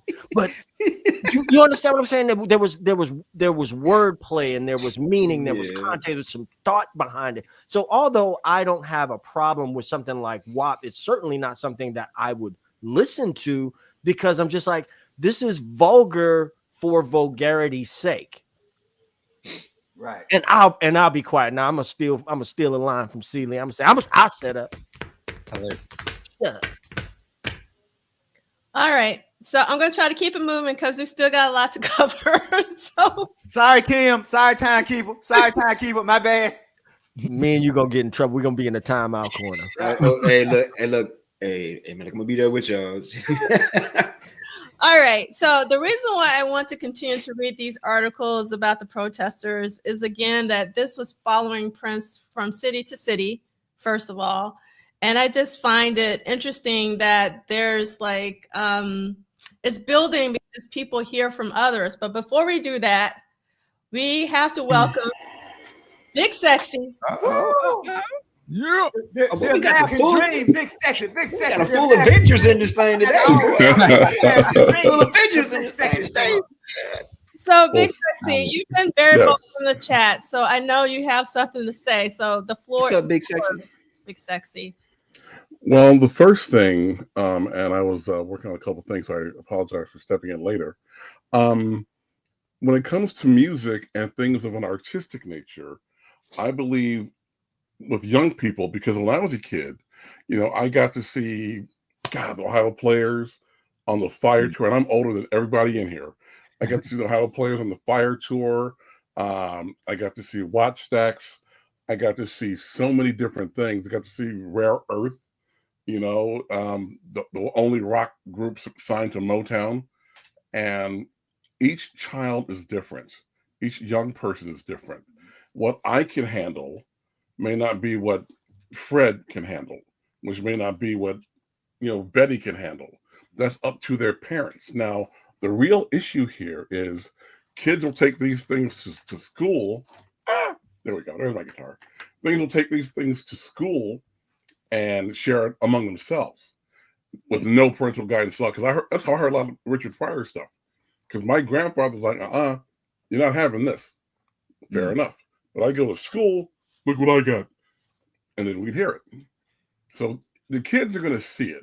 And someone mentioned earlier about protesting. I remember once I went to see Kiss in 1982, and there was this cat dressed out front like David Lee Roth, had his little T-shirt on that said "Knights in Satan's Service." I'm like, really?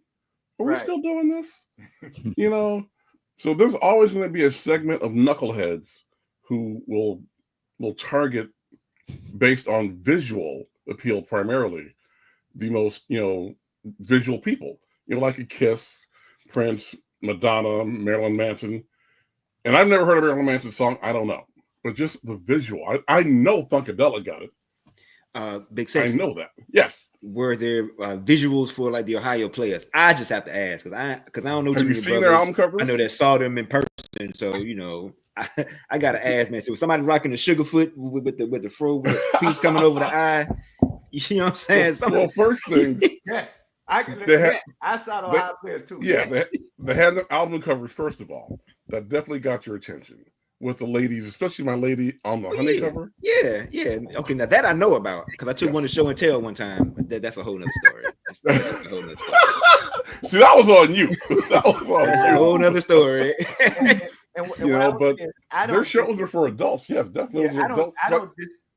Go ahead, Big Sexy. I'm sorry. I saw Ohio Players at the Circle Star Theater, which is not quite a club, but it's definitely an adult establishment.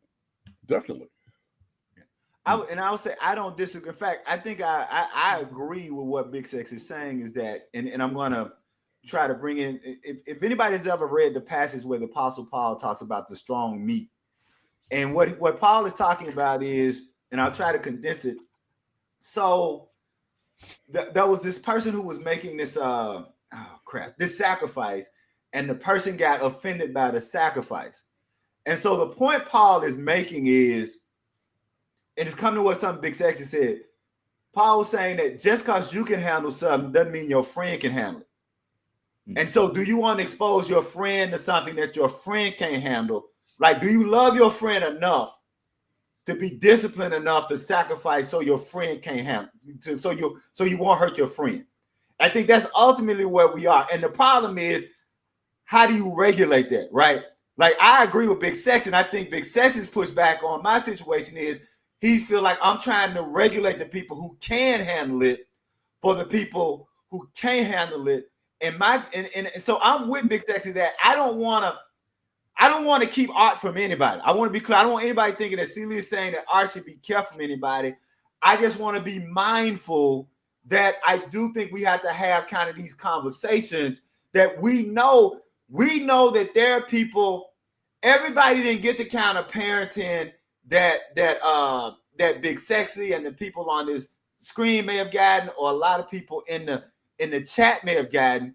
And so the question then becomes, for that 12-year-old who can't handle it, or for that 12-year-old who doesn't have the kind of parenting, who may not have the mental makeup to handle it, do we as a community, do we as a society have a responsibility to try to put some kind of regulations on it? Because if we can't say that alcohol affects the young mind a certain way, weed affects the young mind a certain way, driving may affect this way, and not say that art doesn't affect a young mind a certain way.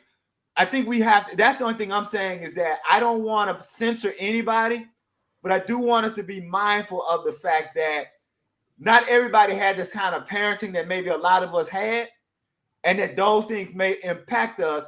And what is our responsibility living in this collective, right? We live in this collective together. Look, I want my grandson to be okay, but I do understand that for my grandson to be okay, the kids going to school with my grandson got to be okay. Now, that's not saying that I need to tell those people how to parent their children, but if I need my grandson to be okay, I need to make sure that the kids going to chill school with my grandson have some of the same types of things so that they can all be okay together. I'll shut up.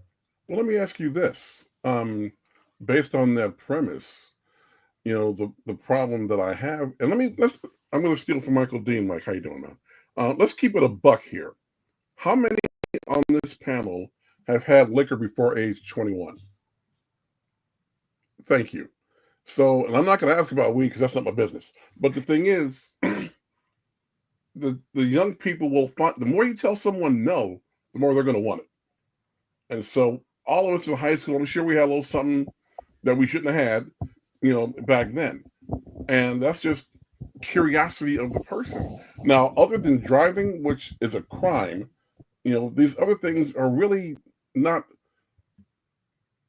up for regulation to that extent. I've known parents when I was in high school. I had a friend. Her dad got me and my buddy. We were over there. We walked his daughter home one day from. Oh, okay. All right, I'm going to say it. We walked his daughter home one day from church youth group, and he got us loaded on vodka gimlets. Didn't know what they were, but he said, "Look, as long as you guys are in the house, whatever." And a lot of parents do that nonsense, man. They do, and.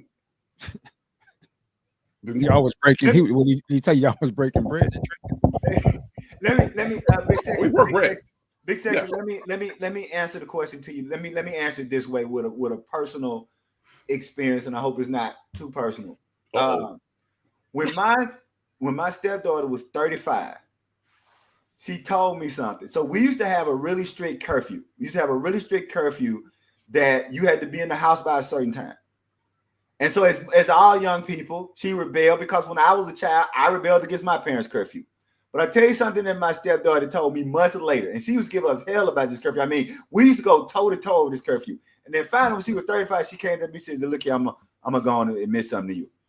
She said, "I was out there faking in the streets, but I was running with some girls that I knew was crazy. So I used to use that curfew to get out of trouble. So when they was going to do something that I knew they was getting in jail, she'd be like, y'all know I would go. But old dude at the crib be tripping. So I'm going to go back to the house because he's tripping." She said when they would get in the car and leave, she would be like, "Them heifers going to jail." and so my point is, yep. Yes, Big Sexy, I agree. Young people are going to see a lot. The question is, how much do we pour into them before they see it? See, because the one thing about me, yes, I was sneaking to Memphis to get the Beale Street, but because my parents had poured enough into me at 14, that I was only going to do so much when I got to Beale Street. So I want to be clear. I don't think we can stop young people from seeing anything, but I do think that as adults, we do have a responsibility to pour enough into young people that when they are getting into those things that we think that they may not be ready to get into, that they at least have this proverbial thing that goes, "Hey, I'm crazy, but I ain't that damn crazy." And I think that's what I'm speaking about is having some type of thing as a community where we at least are able for them to say, "Hey, let us guide you with some kind of communal governance," so that even in your wanting to rebel, because the only difference between me and some of my partners that ended up in jail and me and some of my partners that ended up dead, that they didn't have somebody pour into them, that I would tiptoe on the line where they would walk over the line. I'll shut up. All right, time for the benediction. Let's see. Ted, cue up. You know what I'm saying? And we got to get the brother Dean's telling us about the Tacoma. I'm sorry, Kim, again. I'm sorry. Yeah. Tell us about the concert. Oh, yeah, that's it. Okay. Oh, that's right. Mike got to talk about the show. Come on, Mike. But go ahead, Mike. No, Mike, go ahead, because I don't know if you need to leave early, so I do want you to talk about. Are you fine? Okay. Good. So let me read this other thing. It's really quick. It's not that much, but one of the things that I thought was interesting is that doctors are urging concert to boycott to protest immorality, and this is by Susan Gordon. Again, this is still Tacoma. A group of Army doctors is urging a boycott of Prince concerts tonight and Friday at the Tacoma Dome, charging that the rock star's act is borderline pornographic and potentially dangerous to youth. Doctors Gentry, Yateman, Robert Hayes, Dan Moore, and John Clapper said parents should bar their children from the concerts. To do otherwise, they insist, is child neglect. The doctors, all employed at Madigan Army Medical Center, are voicing their protests in the name of Physicians for Moral Responsibility. The Tacoma-based group has a local mailing list of about 65 and is best known for its opposition to abortion. Many of its members said Yatemen are fundamentalist Christians. So not only do we have these different organizations, but we also have doctors. All right. So we're now finally at Tacoma, Washington, and can I have, we're just going to skip the reading since Michael was there. And Michael, before you get started, I just want to show the tickets for the Tacoma, Washington show, February 14th. Again, was Thursday and Friday. And now, Michael Dean, it is your world. Ladies and gentlemen, the one and only, world famous. You know him from his shake. You know him from That's the Business. We won't be. You know what I'm saying? And last but not least, But no dough. Ladies and gentlemen, our brother from Texas and Seattle, Washington.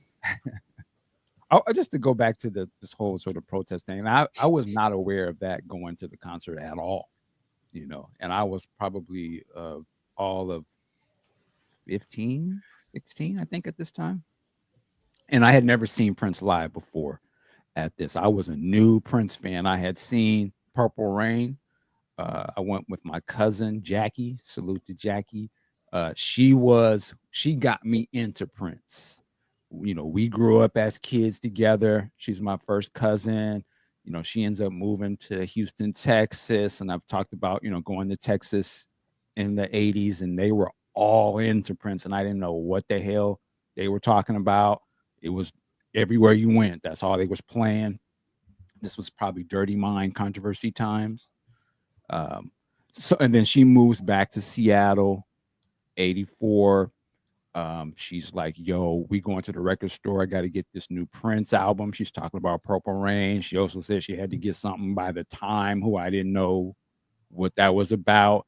I was like, okay, bet we're going to catch the bus and go to the record store, but you can get that. I'm going to get my Run DMC, King of Rock, you know, and we was competing who could play the albums in the boombox at one time, but listening to the album during that alternating cassette tape of Run DMC, The Time, and Purple Rain, I started to kind of slowly like, oh, this shit is actually kind of dumb. Like, this is good. I didn't want to give her that, but it was like, when she wasn't around, I kind of slipped it in, you know, and started playing it. And I was like, okay. And then seeing the movie, you know, it was like seeing Star Wars to me at the first time. You never seen anything like that before. And I can't stress that enough. I think just the image, there's two things. The image of Apollonia, not the lake scene, but just her coming on the screen for the first time in a big screen, seeing a woman. I thought she was black at the time, but just seeing a woman that looked like I had never seen that level of just beauty or something. It just blew me away. And seeing Prince on the big ass screen and the music, had never seen that before. That it was a change, you know. It's like, yo. So finding out that the concert was coming, and I don't think at this time I'd seen very many concerts either. I had seen Michael. I feel like I went to a Jackson 5 concert in my youth, but I vaguely remember it. And the only concerts I knew were just going to church, you know, seeing performances. So going to this show, my cousin said, we're going, bet.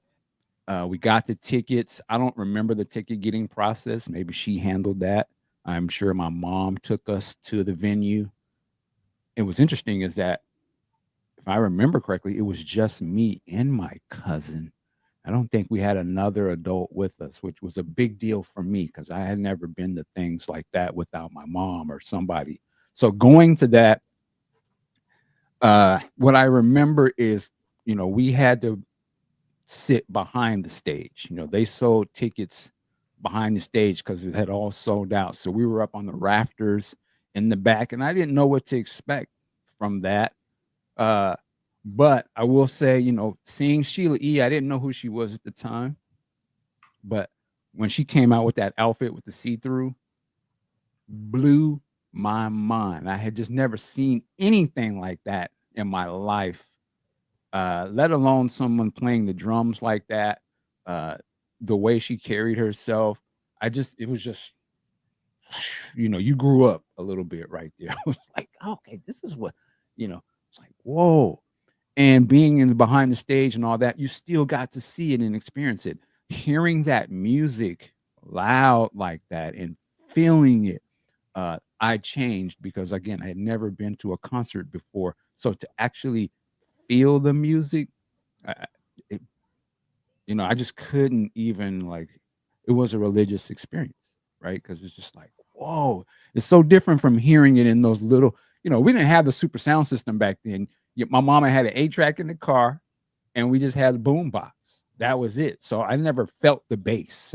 So seeing it, I was like, Now, when Prince comes out and does his thing, all I could compare it to is the movie. And really what I remembered from the movie, I don't think the VHS was out at that time yet, possibly. Either way, I had not seen the movie over and over and over. I'd seen it a few times in the theater, and I was just going purely off of my memory and listening to the record. So seeing it live and hearing it, it was so beyond the album experience. It was way better, and I couldn't understand. I had never been to something where it was better than what I had been listening to. That was the first time experiencing, like, yo, this is when you hear in live, it sounds like this. So I assumed everyone sounded like that live. But little did I have my bubble busted years later going to other concerts. But it was such an emotional. There was a part in the concert, and you can see it in the Syracuse, where Prince kind of goes behind the stage and he goes up on the little ramp or something. So I'm sitting back there where that ramp is. And when he came around there and I could see him in real life, it was something I felt like, I was like, wow, like I didn't know what to make of it. I knew I was a Michael Jackson disciple. Okay. I had the penny loafers, beaded jacket, Jerry Juice, high waters, and I was the shit. Keep in mind, I wasn't corny back then. I was like, oh, you're on your Michael. So I knew that. But to see this, it was it was so different. You guys know what I'm talking about. Like what Prince brought to the culture, it was just so unique. It was sexy. I didn't really, that when I'm learning this is how carry yourself a certain way. The music was pumping. He was so that's when Prince was on his, what they used to call it? The greatest entertainer, not the greatest entertainer, purple badness or something. That was on that. And just to see that in real life knocked me on my ass. I walked out of that concert a complete fan. I was probably more of a fan than my cousin, who was a major fan, was all invested, I was bigger into it than she was at that point. And that changed everything. So after walking out of that, I had to go buy my own version of the album, not just listening to hers. I got the time, and then I just started listening. And anytime he was going to come on TV, I was there. The rest is history. But that concert, man, that concert was a head buster to me. It was the first concert that I went to where I identified with it. I loved it. It made me feel emotionally. I felt a certain way. And that emotion that I felt from watching him is what I carried when I listened to the records. So I heard the records different. I remember they can sound like this. And the songs that I didn't really identify with yet on the album became my favorites because I heard them. I understood them when I saw it. I was like, oh, I kind of liked, not Baby I'm a Star, but I Would Die For You. It was cool. But when I actually experienced Baby I'm a Star and was in the room and I was like, oh, I hear it totally different. A lot of those songs were just totally different. So to me, that concert, and I don't know, looking now that I've seen other versions of that show, I don't remember the exact details of what was going on at the time, but I definitely remember how it made me feel. And it had such an impact on me that's why I'm sitting here today on the mic talking about it. Like, it just changed my life in a way, like, it, just opened Pandora's box. And every concert I've ever seen since then, that's the template. Even every Prince concert, at some point, that was a template until he rewrote the template. And then that version, Sign of Times became the template, or Love Sexy, or, whatever other concerts I saw. But it was that set the stage to, like, this is the standard. All shows have to be on this level. It has to be, everything's going on. I can't be bored. And it has to, and you have to walk out of it feeling like, man, you just went to church. I will say there was really only one concert in my life that I can distinctly think that made me feel like that. And that was seeing Bootsy Collins in a small club years later in Seattle.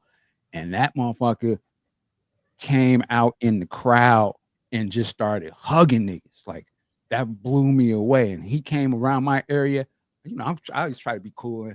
I got in line to get my hug from Bootsy. And he was like, and I was in the front. I was baptized. And I was, but it was the same feeling that I had when I saw Prince, just that Prince didn't come around hugging niggas now, because I would have probably fainted if he would. But when Bootsy came out, it was that same thing. And I've always, to this day, I'm always like, that's why when I go to a show, is it gonna be like that? I'm cool. I don't even need to, I don't need to see it. No disrespect to the artist, but why? You know what I'm saying? If I know it ain't gonna be on that level. And I've done shows myself, and I'd be telling myself, man, we ain't do it like them niggas like that. You know what I'm saying? So anyway, just to say, like, that concert, man, was incredible. And I've seen better Prince concerts, but for my first, I was baptized, I was indoctrinated, all of that. So that's what I remember Tacoma Dome. All right. Michael Dean, ladies and gentlemen, Michael Dean. So there are actually a couple of questions for you in the chat that I saved because I figured out how to do that now. Theo wants to know, do you remember which record store? Oh, yeah. The two, Tower Records, which used to be on Mercer in Queen Anne, for those who know. And then there was also right in downtown Seattle, I think it was Music Land. It was called Music Land. And it's, Theo, it's right there on 3rd and Pike, like right where you would never go to that area now. But right on that corner used to be a massive record store. And that was, that ruled that little area. I would be in there. I'd catch the bus 30 miles away, come to Seattle on a Saturday and go in there and buy whatever records, what's going on. Did you turn your cousin? You know what? So salute to Jackie.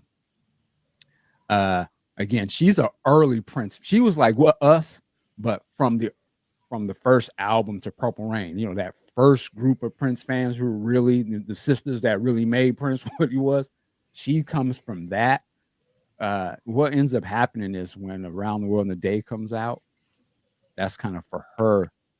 She kind of was like, she started moving away into other things, and I took the flag for Prince at that point, because that was a little too much for her to kind of get into. She still loved Prince all this time, but it just shifted for her. So yeah. So there was actually Theo at the beginning of the show posted that a dear family friend went to the Tacoma show and was about 3 or 4 rows from the front and fell out of place dressed in her sweater compared to everyone else who was dressed to the nines. There is another question for you from Blade Brown. How did that impact your musical aspirations at the time?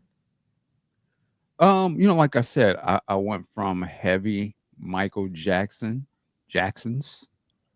and then I got into Prince. But I think he meant like in terms of you playing. So yeah, at that time I was not doing music at that time. No, I wasn't doing music yet. I didn't think I got into doing music till like 87. So a Sign of the Times Prince was when I was like, okay, yeah, I gotta get down, you know. So we would like D'Angelo. I took Sign of the Times, the movie, dubbed it on cassette tape, and would learn how to play the piano with it, just all day, all night. You know, you would listen to it over and over, try to play. You know, I took salute to Greg B, Funk Daddy. He's a big producer, hip hop DJ. He had the equipment in our neighborhood, and me and him met because we worked at McDonald's. And so, you know, he's the neighborhood cat that had all the equipment, and I wanted to do music. So he's like, yo, you can come over. So when I come over, I bring Sign of the Times, and he's like, well, what do you want to, what you want to do? I said, well, let me let you listen to this. And I play Dorothy Parker. And I'm like, yo, I want to do that. And he was like, nigga, you're crazy. I can't do it. He's like, I can't do that. I was like, but yeah, that's what I want to do. So as to say, eventually, yeah, that set the blueprint, but it was a little later. But that period between Purple Rain concert and this music, that was just the schooling. That's where the school started. You know, you just go back and start listening to the records. You start buying the 12 inches and dissect and just letting them play. You put on America, and 21 minutes is over. Like, man, play that again. It wasn't long enough. You know, you just let it keep, you know, you just started sucking in the essence of the music and what's going on. So. All right, Rickey, you said you have some questions. Oh yeah, I got a couple questions for you, brother, if you don't mind. Yeah. Man, indulge me. So, like, when you went to school, man, so what was the vibe like at school, like for you? Like, were you in like the minority that went, or were you in the majority, or was it like Mike think he hot because he got Prince tickets? Mm-hmm. Yeah. No, I don't remember that part. But at that time, Prince was what was playing in the cars. So you know, we was out and being outside 2 and 3 in the morning, and the dudes come with the 80, you know, had the big booming system. I just remember cats pulling up, blasting Darling Nikki, you know, like that, and you hear them come around. Oh, you know, that at that time Prince was the man. Like, it was, at least in my, you know, area. Yeah, I wasn't the odd man out. Yeah. So yeah. So like the other question is, so you sound like you said prior to like Purple Rain, like you were a B-boy. Absolutely. And then you made a transition. So like, how did that? Like, I mean, how did you, or how did your, or I mean, you know, like, did the fellas give you a hard time for, you know what I'm saying? I mean, you know, hopping on the Prince thing because you said that I mean, you dressed like Michael Jackson. Yep. But I mean, you were a B-boy. So yeah, the cultural change was the curl. Okay. You know, the Jerry curl started going out of style. Yeah. So I went from juicing, I kept the juice, but I was in the Big Daddy Kane, so I just had a high top juice. If you can imagine, yeah, I had a high top, but it was glistening. I mean, you had a Tony joint. And I was very much into that. So yeah, it just, you know, yeah, I was catching some like, you know, like when Crush Groove came out. Yeah, you know, the people I roll with, we was heavy into being New York and all that. But when they had Sheila E came out, you know, everybody in the theater in my row, we had the whole row lot. Oh, they go, your boy Mike, you know, they got your boy on screen, Mike. Like, yeah, okay, you know, I took that, but you know, I bumped it with pride. So I was still playing it with pride because I just thought that Prince and all that was, you know, it was still dope to me. It wasn't seen as corny or something like that. So, you know, and then at the same, again, remember I've said too, at this time I saw Soul Sonic Force came to Seattle and did a show, and they shut it down when Cry Live, you know. Okay. They shut that down. That's why I was like, oh, okay, this all coexists, you know, this shit works. Yeah.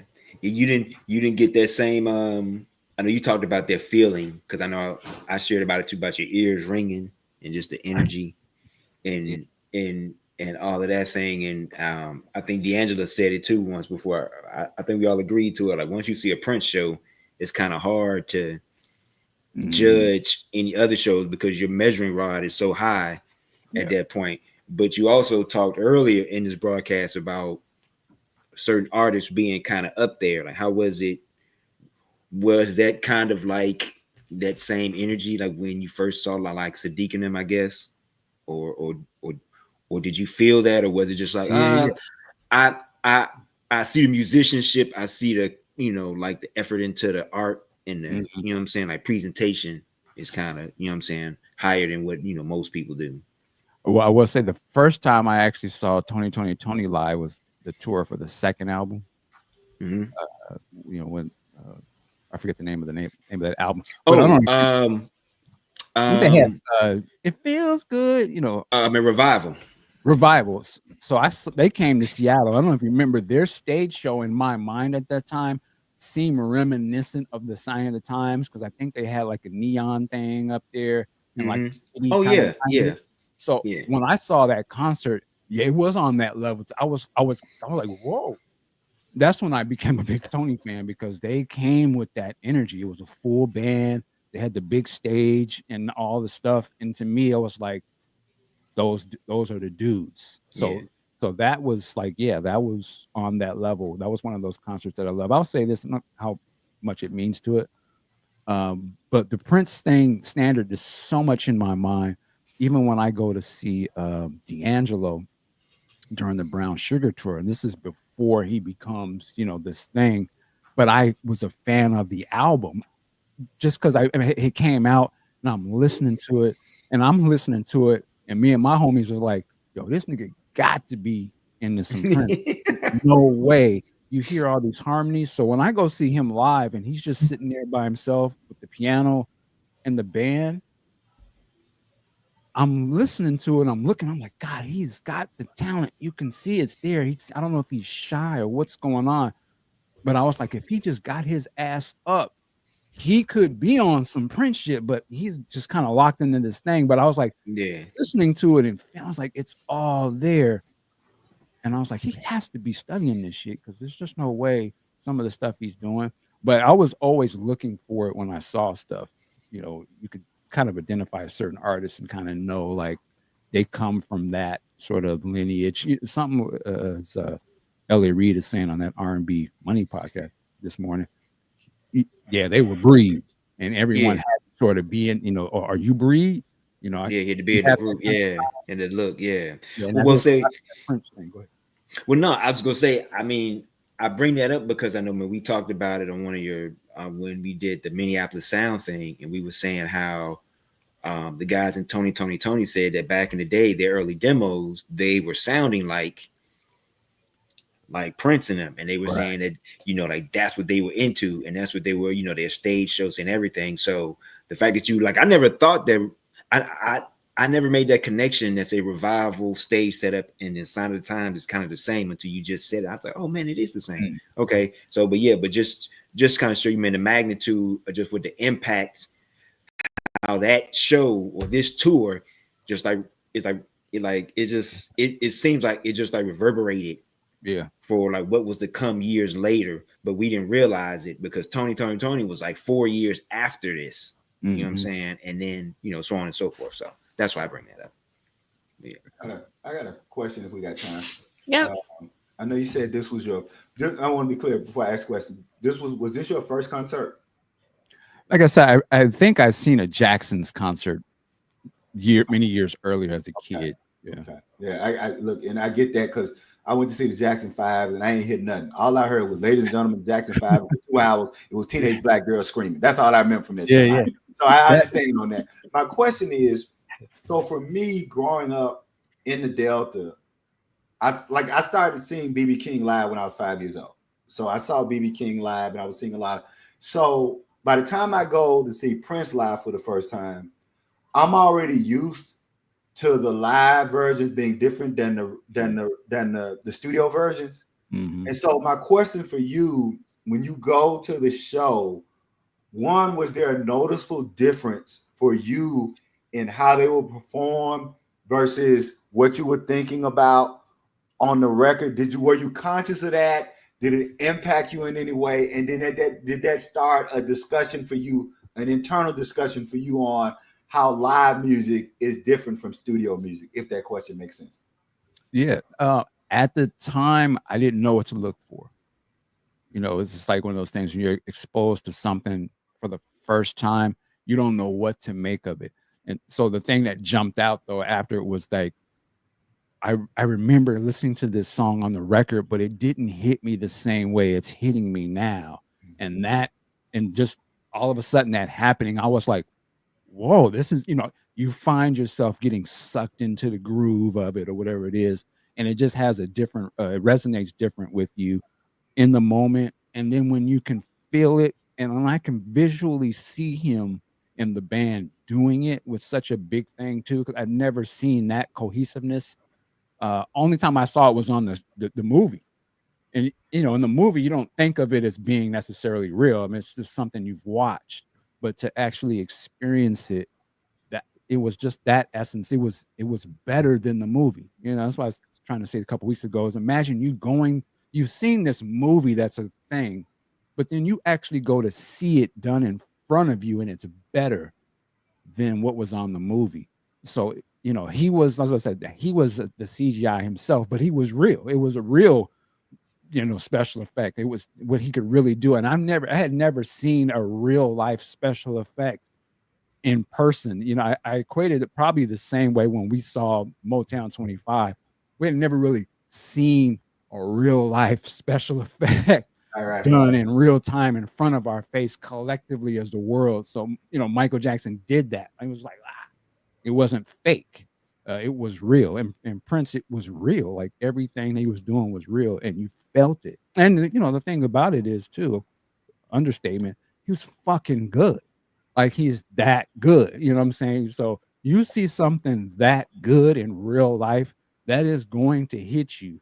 And for me, never seeing anything like that at that time before, it was just overwhelming. It was just like, whoa, like this. I've never seen anything. And I've seen Michael Jackson after this. And because it was so big, I was totally disconnected and I hated it. Just because it was just too big. I couldn't experience it. But here it was big enough and it was intimate enough that I felt it in my, it just connected in my spirit, man. It was just like, when I was just a fan for life, it's like, okay, this is what, I guess I realized this is what music can do. You've always, again, as I've said, the only other experience I had it was being at church, but being young, I was somewhat disconnected. This is what my grandparents or, I can relate to the, to a degree, but I don't really know what they're talking about all the way. Here, I saw someone who who was just a little older than me, and he was in his element. It was brand new. Obviously, what they looked like was fascinating. And you compare that with the soul of the music when it resonates, all of that together, that's overwhelming. It was just such an overwhelming, type of thing. How much were you aware of Black musical history when you go to the Purple Rain show, and did you make a connection from for you? I remember it wasn't so much I was so young when I saw him open for Rick, but by the time I see Controversy in 1999, I was old enough and aware enough to go, oh, that's James Brown, that's Little Richard, that's whatever. Do you remember any kind of cultural references coming back to you while you're watching the show? So at that time, no, I didn't have any of that. When I was watching it, I'm seeing a lot of this stuff for the first time. When I get the Syracuse home video and I'm watching it at home, and I think I don't know if it was we had a big dinner, you have those dinners and the whole family come over, relatives, and my uncle had came over and then was playing it. We were in the rec room in the basement. That was back in the day. And my uncle came in. He's a lot older than my brother. He's my dad's brother, right? He's a music dude, He came in and saw it, and he saw it playing, and he said, that nigga ain't doing nothing but James Brown, and then just walked out the room. I didn't get what he was saying at that because I didn't have the context of James Brown at that time. I just thought he was just hating. Right. So, but now I understand what he's saying. But at the time, I was like, what are you talking about? This is excellent. But so yeah, to your question, I didn't have any of that at that time. And that's important because I don't know if Prof. Duff has read this article yet, but I remember in real time for the American Music Awards. No, the Grant. Wait a minute, I'm getting confused. Which one does he do? Baby, I'm a Star. I Would Die for You. That's Grammys. Okay, a guy, and I don't remember if it was. I don't think it was Black Beat, but remember Prince almost hits himself in the face with the microphone. I remember an article, like reading an article the next week. Brother wrote, "That's what happened when you trying to steal James Brown's move." Like I remember, like that was a real article in real time, and I just remember, I just remember thinking when I read that, "Oh motherfucker!" Like I did real time to read that article. Oh, old ass motherfucker, like old ass hating. But and I want to come back with Lisa L put up something earlier, which kind of blew my mind when she talked about people in Pittsburgh not liking songs if they weren't like the record. And I'll tell you, and I don't know if this was because I was raised in such of a blues culture. I did not know that was a thing until I got like be 25 or 30. Like I didn't know that there were people who, if they saw a song live and it wasn't like the record, they were not entertained. Because my entire upbringing was the live show was supposed to be better than the record. And that the live show was supposed to be something other than the record. So I was like, I had a coworker at Jackson State and she went to see Stevie Wonder. And she came back and I said, well, how was the show? Because I was going to go. She's like, the songs didn't sound nothing like the album. I was like, and she was like mad. To this day, if you talk to her today, she's like, that's the worst concert I have ever been to. Stevie changed all the songs. I was like, yeah, I'm never going to talk to you about music ever again. So I didn't know that was a thing until that moment that people got upset when the live show didn't sound like the record. I'll shut up. So Michael, there's Rickey. Yeah, thank you. Sorry. I thought this was a great suggestion from Chris. Michael, I don't know if you've already done this, but it would be great to have a podcast episode with you and your cousin sharing memories of the Purple Rain tour, movie, and album. So I just wanted you to see that. And then the other thing I wanted to say was, Big Sexy, what Purple Rain tour did you see? Which what? Like which Purple Rain tour? What city? I saw the two of the 6 shows in San Francisco / Daly City. And I was there the first night, I think it was the 4th night overall, and they did America. And no one in the building knew what he was doing. But, they did Purple Rain, curtain comes down, all of a sudden, the band's playing again. Oh, what do we have here? And he goes into America, and we're just like, whoa, this is awesome. Now, at the time, we didn't know, I didn't know that another album was being worked on and all that. And, I didn't know about the after shows and all that. But when he did America, and I went for the second night that I went, I told, the lady du jour, I said, baby, it's not over yet. After Purple Rain. Apparently it was, because no America that night. He said, apparently it was.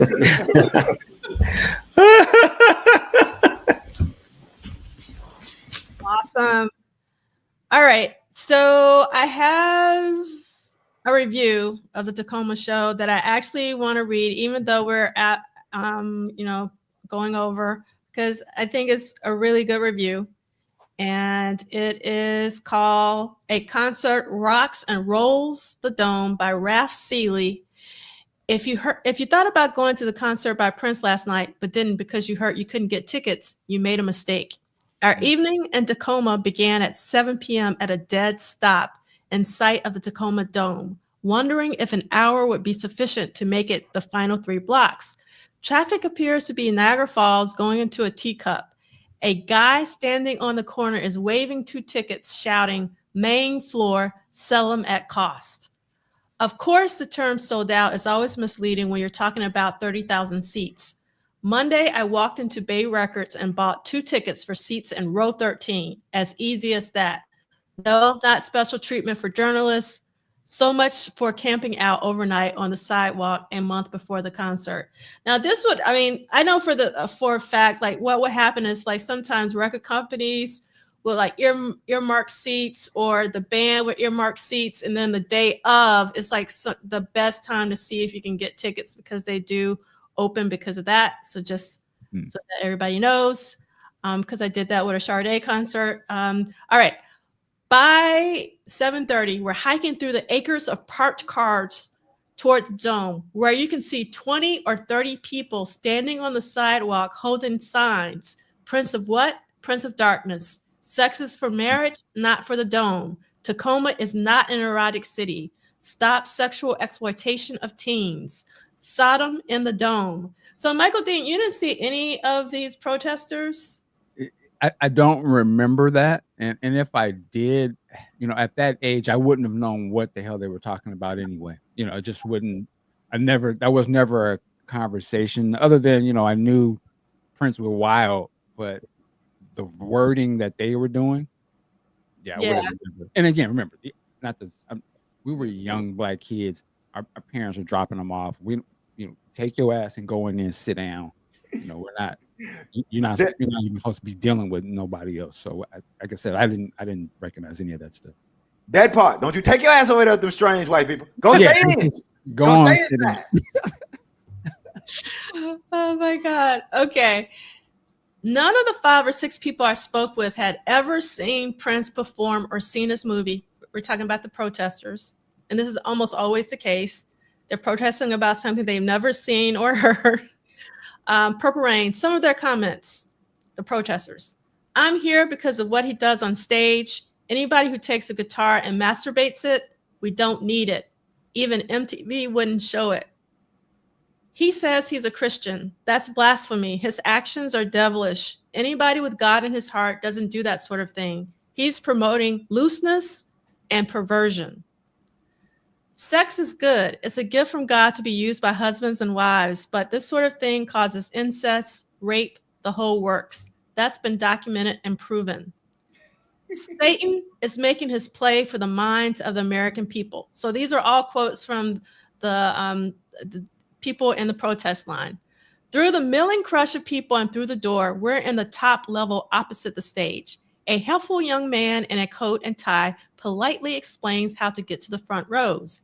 Each time we move to a better section of seats, we're stopped while polite young men check tickets and turn people back whose seats are behind us. They remain polite, but as you get closer to the stage, they get bigger and bigger. Then the coats and ties are replaced by t-shirts with event security emblazoned across chests and backs. The 10 or 12 men ringing the front sections make Mean Joe Green look like a wimp. I couldn't resist and asked one, "Hey, what can you bench press?" "About 420. The guy next to him scoffed, "What a pansy. I do 450 easy." And just in case they need help, their numbers are broken up by a half dozen uniformed Tacoma police officers.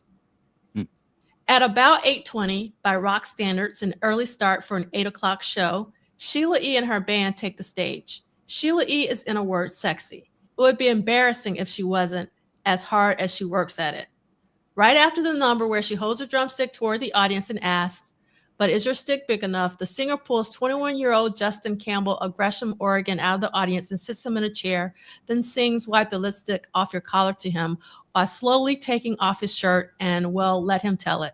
This is the quote from him. "I thought she was going to take off my pants. I was totally shocked." He also figured the 16 hours of camping on the sidewalk was worth it. After about a half hour on stage, Sheila E. says thank you and leaves, then comes back for an encore, even though the audience shows no obvious desire to have her do so. Toward the end of that number, I'm sorry. Toward the end of that number, the only lights are her drumsticks, which pulsate from green to red to blue to yellow. The effect is extraordinary. It is but shades of effects to come. After an intermission at 9:30, the lights dim and the audience noise level hits about 100 decibels. The curtain goes up and the first 1,000 cubic yards of smoke covers the stage. By the end of the concert, enough smoke will come out of the generators to cover in Western Washington and 100 feet deep. People appear and disappear. Hundreds of lights flash, rotate, and change color, making their tracks through the smoke. The music pulsates from the darkened stage. The bass and bass drum notes go straight to your chest and abdomen. If you step into the aisle where nothing is between you and the speakers but air, you can feel your sleeves and pant legs move with each note. Not for long, though. As soon as you step into the aisle, someone who can bench press 400 plus pounds tells you to get back to your seat. From off stage, the voice comes, "Happy Valentine's Day. My name is Prince. I came to play." The band rocks into "Let's Go Crazy," and Prince's head appears center stage, rising up through the smoke. The show has begun. As the elevator brings him to stage level and the smoke dissipates, the first of his dozen odd costumes become visible. He is wearing his trademark sprayed-on pants, ruffled shirt, and broad shoulder jacket, this time with feather boas. By the time they finish the first song and move straight into 1999 and Literary Corvette, the jacket is off and the shirt is hanging open. It will be the fate of each outfit through the show. In the ensuing 2 hours, Prince is never off. None of this business of singing a song or two, then shooting the breeze about what a guy said yesterday at the airport. The only between songs talk is on the order of kissing the microphone a few times, then asking, "If I give you my phone number, will you call me sometime?" I wonder what this author is. Someone obviously had a concert there and was talking about yesterday at the airport. I wonder who that artist was. That's just an aside. Or there were some moans and groans than this. "You're driving me to do things I don't really want to, but ooh, I got a bad case of temptation. I'm talking about the kind that makes me want to do things." Everybody should know that line, which he does. The things are a bit hard to accurately describe in a family newspaper. They include frenzied pantomimes with invisible partners, and one where his partner was nothing less than the stage floor itself. Yet the show is equally interspersed with what in any other environment would be called, I can't pronounce that word, proselytizing. Love and lust both have 4 letters, but they are entirely different words. We know that. All of which has brought Prince a great deal of attention, but which seem to cause as much embarrassment as titillation in the audience. It shouldn't cause us to lose sight of something important. The man is an incredible musician and performer. Musically, there was something for everybody this side of Beethoven purists. At times, you have thought you were listening to the king of blues himself, B.B. King. Then you'd hear some a cappella gospel quartet music. Once he sat at the piano and played his guitar and keyboards at the same time. His voice can range from the sound of an operatic soprano warming up through the growling of a raunchy Ray Charles piece. Mostly, of course, what you heard was driving rock and roll. And he has the moves. No one this side of Tina Turner can twirl, jump, dance, and sling a microphone stand around with more abandon and downright rock and roll energy. You could suffer a severe case of exhaustion just watching him. The first few times he left the stage with "thank you" and "good night," nobody was fooled. The house lights didn't come up, and besides, he hadn't done Purple Rain.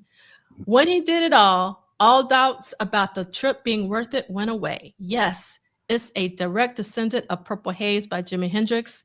It went on for almost 15 minutes. Its ponderous, stately beat incongruously reminiscent of the Mormon Tabernacle Choir during the Battle Hymn of the Republic. The guitar riff soaring and sailing, growling and screaming, continuously reaching the point where you just don't know this is the end. It can't go further. Then it does. If I was going to the concert tonight, I would show up about 11 o'clock.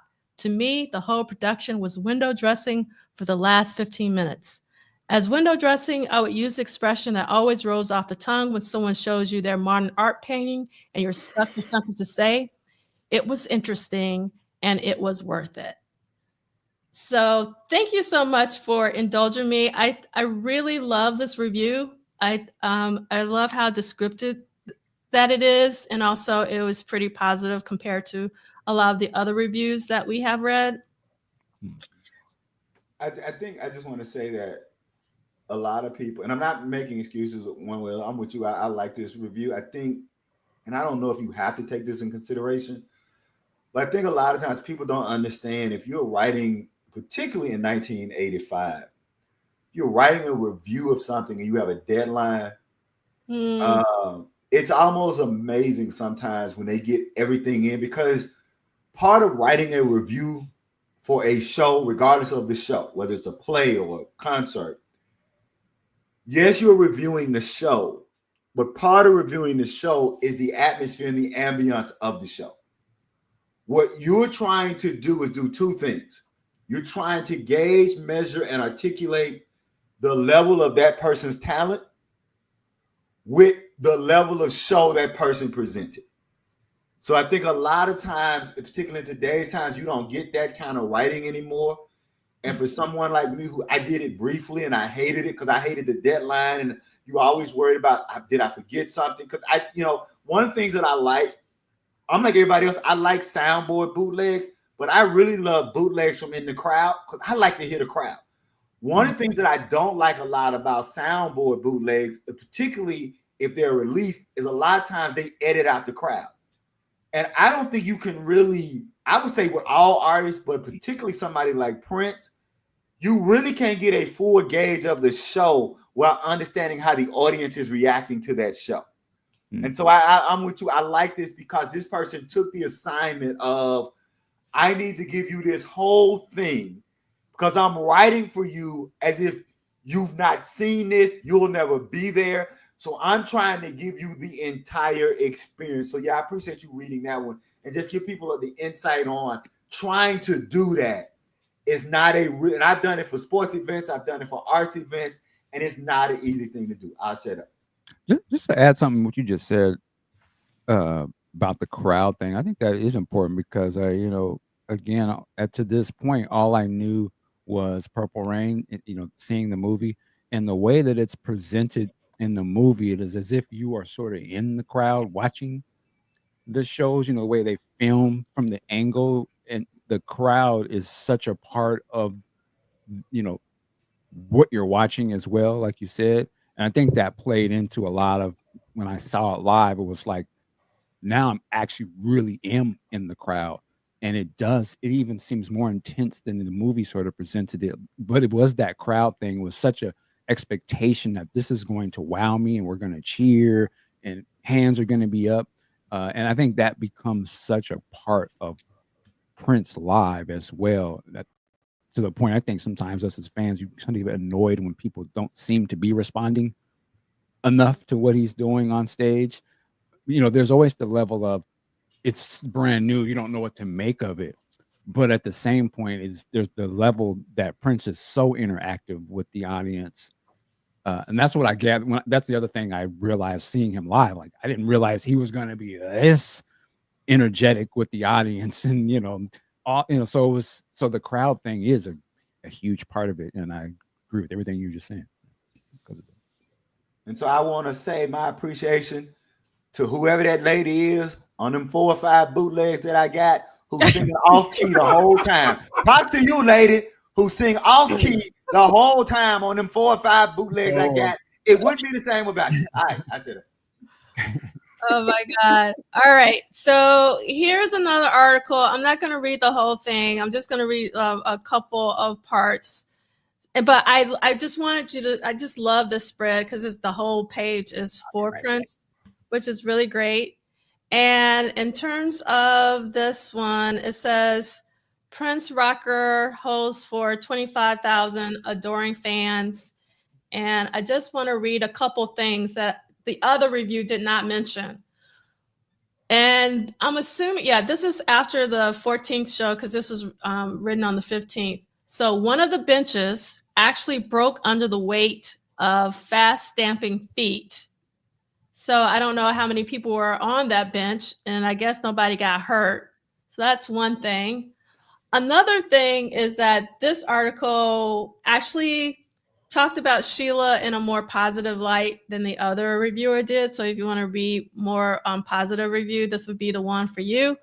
And then also this review says the only technical flaw was a synthesizer that failed to operate, but Prince merely called for a guitar and played impromptu licks until a technician repaired the instrument. So those are two things that other guy didn't write about, which I thought was interesting. And then in terms of the article that was at the bottom, I'm not going to read this whole thing. I just want to read a couple of little paragraphs. And it's called For Purple Clad Prince Fans. It was definitely party town. It says, none of the youngsters interviewed paid much attention to the sex-oriented theatrics. It simply didn't seem to concern them. And I was one of those people because I didn't know that much about sex. So I didn't know what Trojans were like when he was so I'm sorry, big sexy, but I didn't. So I didn't. I didn't. So what are these Greek references to which he's referring? Exactly. Exactly. I thought he was talking about Greeks, and I was like, okay, I don't know. So I totally understand this point about these youngsters. And then it says the older members of the audience, many dressed far more elaborately than their younger counterparts, were the ones who seemed most affected by the performers' antics. So I think that was really interesting. And I would love to read more, but we're running out of time. But so you can read the entire article. But I really love like the youngsters' point of view versus the older members' point of view at this concert. So that might be something that you would want to read later. And then I'm not going to read this. I just love this spread. I love this photo. And I just love the way that great photo pick for this. All right. So there was a Tacoma show Thursday night and Thursday and Friday. I'm trying to be really quick. We don't have time for all this because first of all, I want to thank Andre for letting me know that the movie that I've been obsessed with all these years is called In His Father's Shoes, and it was definitely Lou Gossett Jr. So thank you, Andre. And I was surprised, though, that it's from 1997 because I thought I saw this as a teenager. So I was 27 years old when I saw this film, but it had a huge impact on me. So I just want to thank. And then if you have not seen this documentary, see Lee. I got to see it tonight. I did not know. Boy, have mercy. Let me tell you. Man. I thought it was on Paramount. So I'm See Lee? As soon as we get on. See Lee. Yes. I'm going to tell you, brother. Just be prepared to watch it more than once. I'm going to go bed down in a minute. Just be prepared to watch it more than once, man. Boy, this doc was everything. I'm sorry. I mean, cut in the answer, but this doc was everything. I have been waiting for this doc for like 40 years. Oh, wow. I mean, you know, I mentioned it once, but the guitarist from Living Color, Vernon Reid, was doing an interview one time in '88 in Guitar Magazine, and they were asking him about, you know, like best guitar players, and he said, well, Eddie Van Halen is supposed to be the best guitar player in the world, right? And he was saying, okay, well, who influenced him? And so the interviewer said Clapton, and then Vernon Reid says, well, who influenced Clapton? And then he said the blues. And what he was saying was that, you know, it's not enough to just take artists like where they are. Okay, now look where they come from. And if you want to see where Prince comes from, this doc, man, is boy, this thing is all up and down. And I knew it like when I first heard Dance with the Music, but you know, back in 84, 85, we didn't have visuals. You know, Sly albums were out of print. Like that's just how, I mean, like he was almost non-existent to like new fans who had just kind of discovered him. And Questlove has pulled some footage. I don't know where he got this footage from, but I was like, man, it's like phenomenal. I'm not gonna say, I'll wait till we talk about it later or whatever, but it's like a phenomenal, like, and we've seen some great documentaries, you know, like in the past years, Stax, the Yacht Rock doc, and this one takes the cake. I will say this. I love this. I love the Sly footage. Particularly, I love what Quest and them did with the audio tracks and mixing stuff and isolating tracks and kind of showing that hope. I mean, that was fantastic. The part with the Janet Jackson and Jimmy jamming that was incredible. I just wish it was. I wish it was longer. I don't know if that's a thing. Like I wanted it to be even more like but I get Oh what yeah, you know what I yeah, mean. I wish it could have been a multi thing, but for what it is, though, it is great. Like this fantastic footage, like you said. I mean, just seeing him, everything. I think for a Prince fan, this a must watch. yeah. You know, You can see, you'll see the it pieces. all. Yeah, you see it the all. pieces. And You know, there's a and I know, you know, we've heard Jesse give interviews several times, and he said, you know, like unapologetically, just how much he and Prince would just ride around like LA in big brim hats, like listening to "There's a Riot" going on. I mean, to hear them talk about that, I know for all you Graffiti Bridge enthusiasts, there's a part in the movie when the time goes to trash glam slam, and they're saying there's a riot going on, like that's their chant. You know what I'm saying? Like this just goes to show you just how much of an influence that Sly had, or not just Prince, but you know, Prince and Jesse, but Jam and Lewis as well. I mean, just that whole era of young cats, man. It's like I mean, you know, I thought his autobiography was, you know, like I said, man, so we, you know, I mean, man, got that from him. Now we got this. It was like, ooh. And check out the soundtrack album that they put out, and it's great because Quest went ahead and did the alternate mixes. Oh, did he? And pulled other stuff. Like there's a Hot Fun in the Summertime interlude, and then it goes into and it's just, you can just hear it. They're just in the studio, kind of feeling out the song and playing. And man, it sounds so dope. I was like, God, they need to do that with Prince. Whatever they do, please put that album out with the alternate stuff and the stuff that we probably get from bootlegs, but to put it out for the people, it's fantastic, man. I could only imagine being a kid, a younger person, and not knowing too much, and then watching that doc, and then diving into that soundtrack, and then diving into the other stuff. This is a great introduction into it, man. Man, yeah, like, because I bought this box set. Well, I was gifted this box set, and my wife got it for me years ago. And I remember I think it's probably why I married her, other than the fact that she was a Madhouse fan too. Okay. Say less. Cause me and Celia in the same boat. You know what I'm saying? You know what? I better not let you go. You know what I'm saying? I'm gonna have to hang on to you. Fine, you a Prince woman, you hold on tight. Yeah, buddy boy. I was like, yeah, you know what? I can't let you go. But yeah, man, she got that for me. And I remember I was probably one of the few people who back in 1999, 26 years ago, when Larry Graham was touring for GCS like 2000 and doing like in stores, I went. I mean, I never forget it. I faked sick at work, like, oh, I ain't feeling well, I gotta go. Dipped out, man. Went to the record store. I was like the youngest dude in line. Them old cats was, you know, man, what you doing in line? And all that type stuff. Yeah, I mean, exactly what they were saying. And then when they found out like I was a musician, they was like, oh, okay. And I remember, like when I dapped him up, I was just like, yeah, I just dapped up the dude that did, you know, thank you for letting me be myself in hair. And I was like the hero to my heroes. I was just like, and then like, you know what I'm saying? Like watch this doc and see him commenting on stuff. I was just like, oh man, it was great. And they didn't shy away from the other stuff too. That's what I appreciated about it. They put it all in context.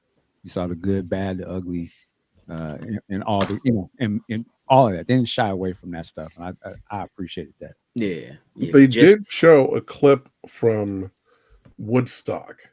And if you haven't seen his performance at Woodstock, I would recommend either renting. I bought the Criterion DVD because of that performance. You know, Sly blew up Woodstock. And when Quest did Summer of Soul, they showed the Sly footage. They blew that place up too. They were an awesome band. They really were. And he said they was high on coke. I didn't know that. I was like, dang. I was like, okay. I get it. Man, they were sober. It's like, man, like I was like, okay.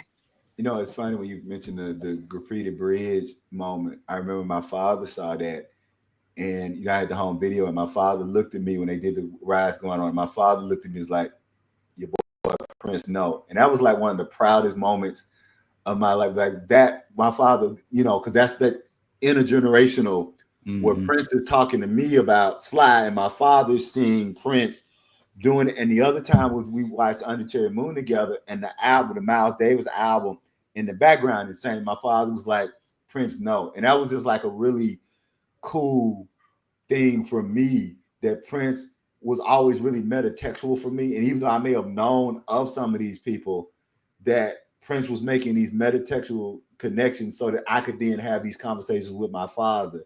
And I think those kind of things don't get talked about enough. So I thank y'all for sharing that. And there is, I can't remember, it was in London. Prince was doing, I want to say it was either around or right after Lotus Flower had come out. And I can't remember who's the young sister, Andy Allo. He did the show with Andy Allo was in the band. And if you remember how he started that show playing the guitar in the crowd and he walked to the stage, that's an exact same, you can find Sly doing the exact same thing, starting a show with a guitar in the crowd and walking toward the stage. And they were almost even dressed the same kind of way. So I remember seeing Prince doing it, and remember seeing that Sly video going, oh my damn, right? So now y'all made me now have FOMO even more. And as soon as we get off, I'm gonna go check out this documentary. I want to hear from Big Sexy. What were your thoughts on the documentary? Mm-hmm. I loved it. You know, I didn't know it premiered. Mike put up in the Discord chat that he was watching it. I'm like, what? It's out? And I jumped right on and started watching it. And there's so many things that happened in it that I knew, and so many things I didn't know. When Sly went solo, like in 73 or so, one of my clients was singing backup for him. So a lot of the stuff that they talk about, she told me, you know, and in the book that was written about him, she was interviewed for that extensively. So a lot of the stuff I knew. And so to see it in context was mind-blowing. And again, you know, a lot of people, it was just said here earlier, with no Sly, there's no Prince. I would go a step further. It went from Sly to Grand Central Station. Yep. Then it went to Prince. Yep. Because, you know, I didn't know that Larry had played indeed. with Sly, you know, when I was in junior high school. I didn't know. But I just knew when Grand Central Station came out, they hit the ground running. I was a Grand Central Station fool. And then Prince did the same thing. You know, I'm like, okay, cool. This is what we're doing. Let's go. Let's go with it. You know, I think it was great. It could have been longer. And someone put up, I saw a comment that there's a 4-hour document or version of it. Yeah, we're going to need that question. So let's go. Yeah. We will definitely need that one. I mean, yeah, like this is definitely one. You know, I got to put on my I know my history educator hat.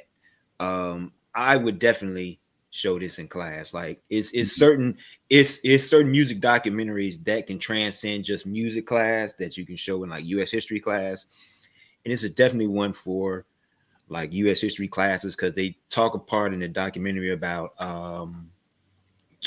what the culture of the times were and how he was writing from what the culture of the time was. And I think that's important, especially when you get to that part of U.S. history about, you know, because there's a message in, say, the music. Shout out to Gamble and Huff. You know, and so like this was one of those earlier, you know, like I was one of the earlier ones that I know that definitely had a message in, say, the music. Ted's back. Oh man. Hey everyone, it's Ted. So Ted, do you want to talk about, have you seen the Sly Doc, I'm assuming? Did I ever? Oh my goodness. Wait, I should have had my Sly photo up on the Samsung. Phenomenal. I saw an interview today with this dude that had stopped Sly at his RV or whatever. It was the most disrespectful thing. I'm like, this man is an absolute icon, and so much of the music that we know and love today might not exist if it weren't for this cat. It was brilliant. I just saw it 2 nights ago. We'll watch it again.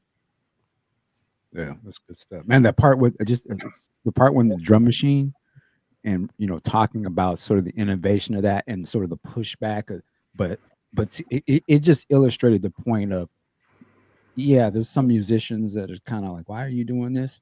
But you see what we do when we get these tools and we put our soul into it and he flipped that drum machine to where they was like, and they show the process. You kind of hear how he's building the track, and then when you finally hear Family Affair, you're like, God damn, that shit nasty as hell.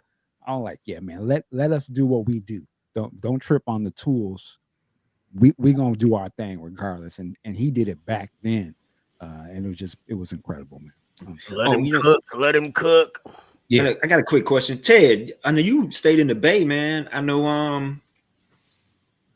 like you know Rusty Allen and stuff, right? I do, man. I actually it was several rehearsals I played with Rose Stone.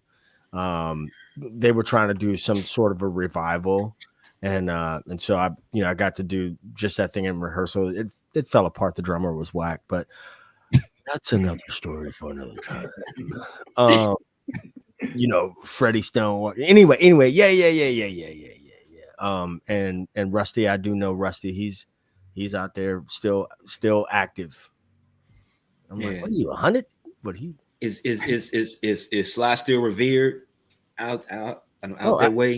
Absolutely. And man, like I was saying, we've talked offline before, man. I don't know how I got so lucky to grow up in New Orleans and then move to the Bay Area, and I'm like, all of this seasoning, you know what I'm saying? That's happening in both of these places. I'm hard, as a bass player, man. I'm hard on drummers. I done played with some of the cats. You know what I'm saying? So, yeah. Definitely revered. He's definitely revered and respected. And I'll just add, not to be controversial, I was always amazed that people couldn't, and I guess we shouldn't be amazed that people can't separate two different things, because I was always amazed at a lot of the Prince fandom hatred for Larry Graham for, whatever reason, yet at the same time, not understanding why Prince, like, how do you not understand why Prince doesn't want to play with this dude? How do you not understand why Prince doesn't want to produce this dude? How do you, regardless, if it's one thing to say, I don't like this project. Like, if you say, I didn't like this project, that's one thing.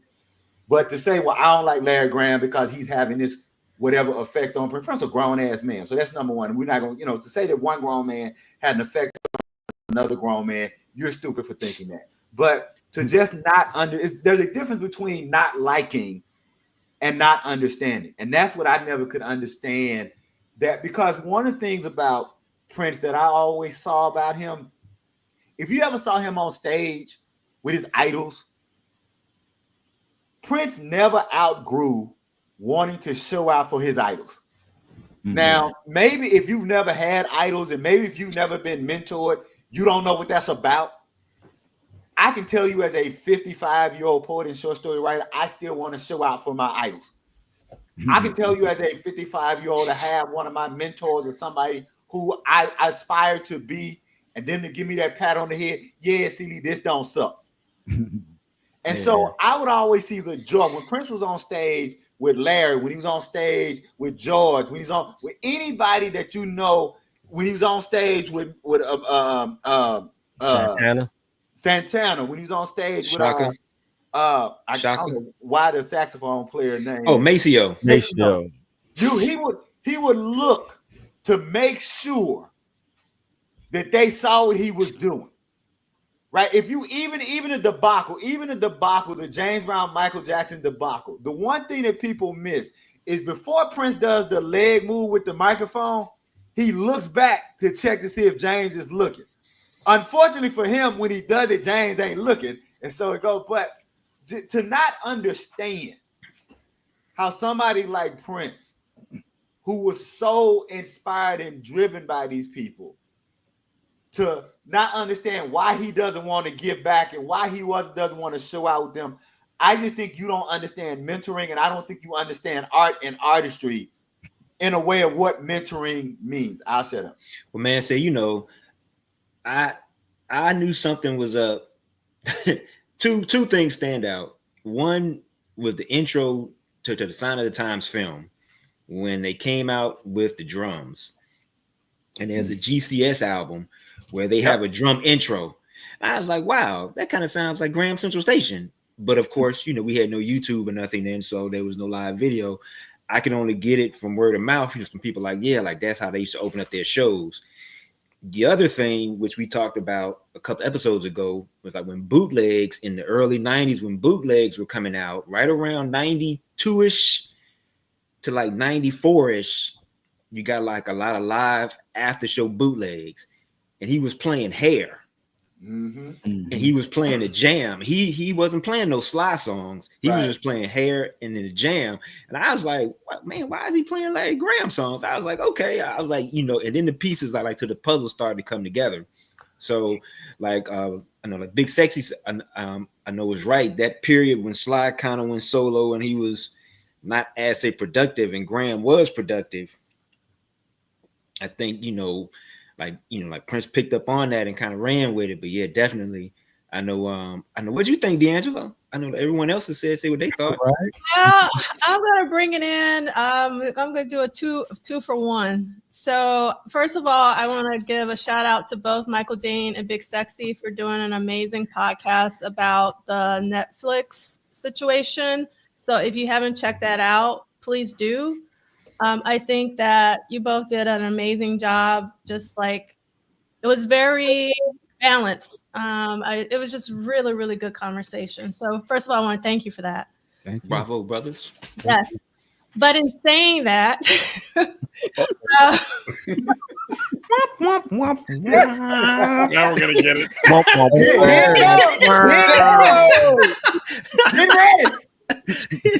Brace it up. Okay, you guys might crucify me, but that's okay. Okay, so I did not like the Sly Stone documentary as much. Wait a minute. Stop the presses. Hold. It's arms all around all over again. Arms all around. No. I want to hear this. This is good because I might be feeling you a little bit. So okay, D'Angelo, go ahead. Okay, first of all, I love Questlove as a documentary filmmaker. The what was it? The Summer of Love is amazing. Like the SNL doc that he did about it has been amazing. And I was really looking forward to the Sly Stone documentary. And I had high expectations. So that might be part of the problem. So for me, like at the beginning, like when he did something similar with the SNL with like just that rapid fire comments from all of what I call the talking heads. I feel like it wasn't enough air for them to, like it was just like too quick.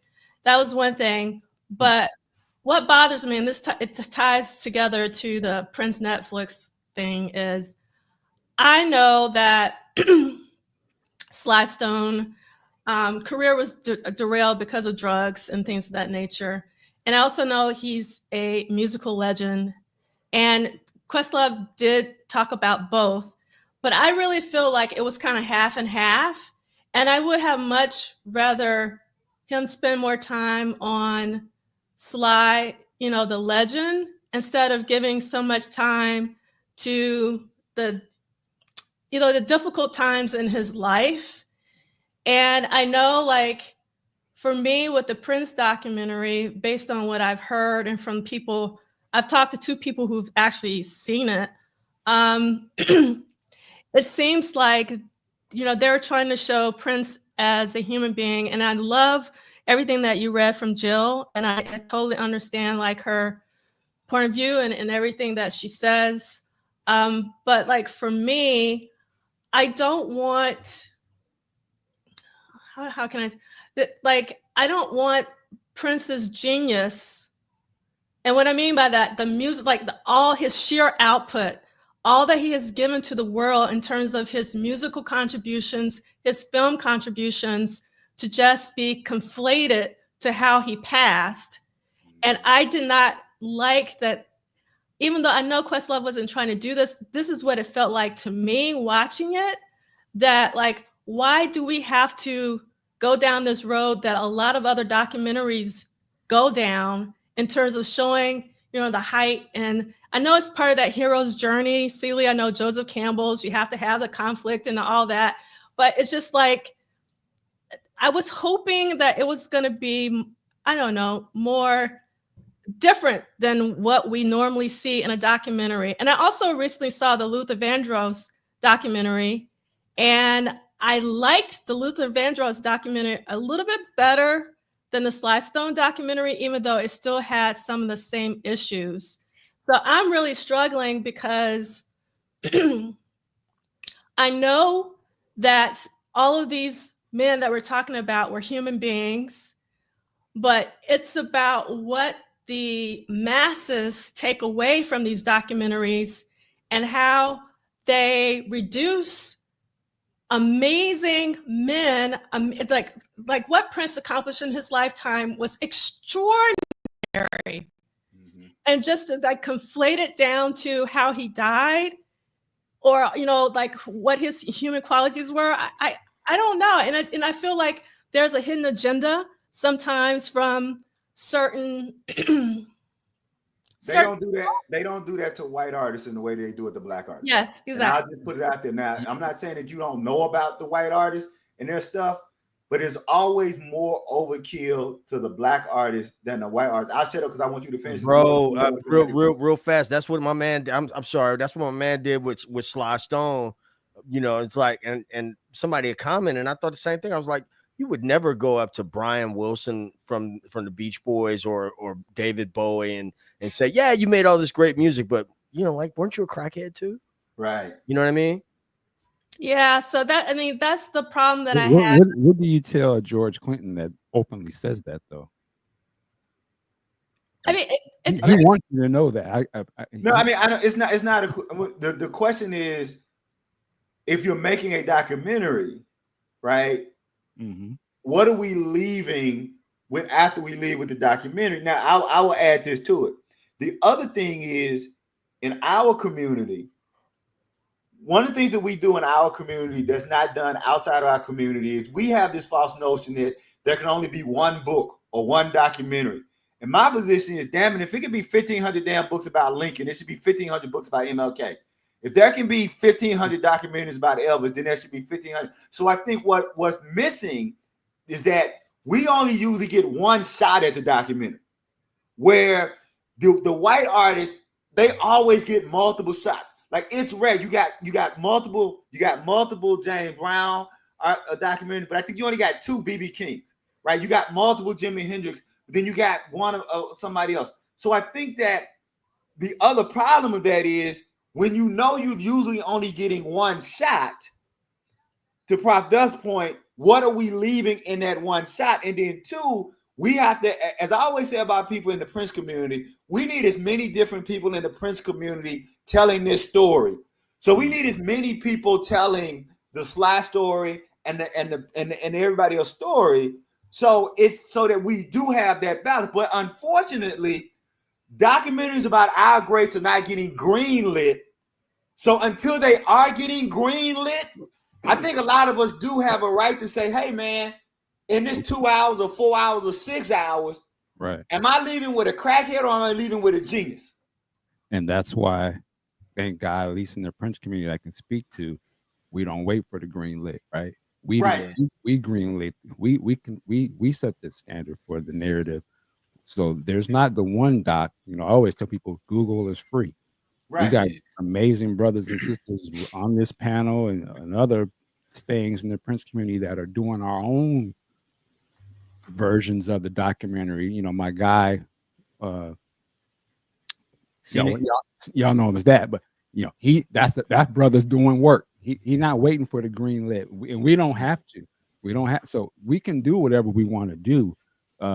We don't have to worry about what the mainstream is saying. So, if we don't like certain things, we have the wherewithal to do our own, and we don't. And I think that's the big difference between when we talk about the documentaries that they doing and then what we can do. This ain't the 80s no more. This ain't the 90s. We can make our own flowers for our people. Michael, did you feel like you left with a genius or a crack? How was your feeling when you? Well, I knew that stuff going in. Okay. So it doesn't surprise me. So I walked away with it saying, God, I wish it was more deeper, because I knew the stories I really wanted to hear what happened with why did Larry Graham really leave?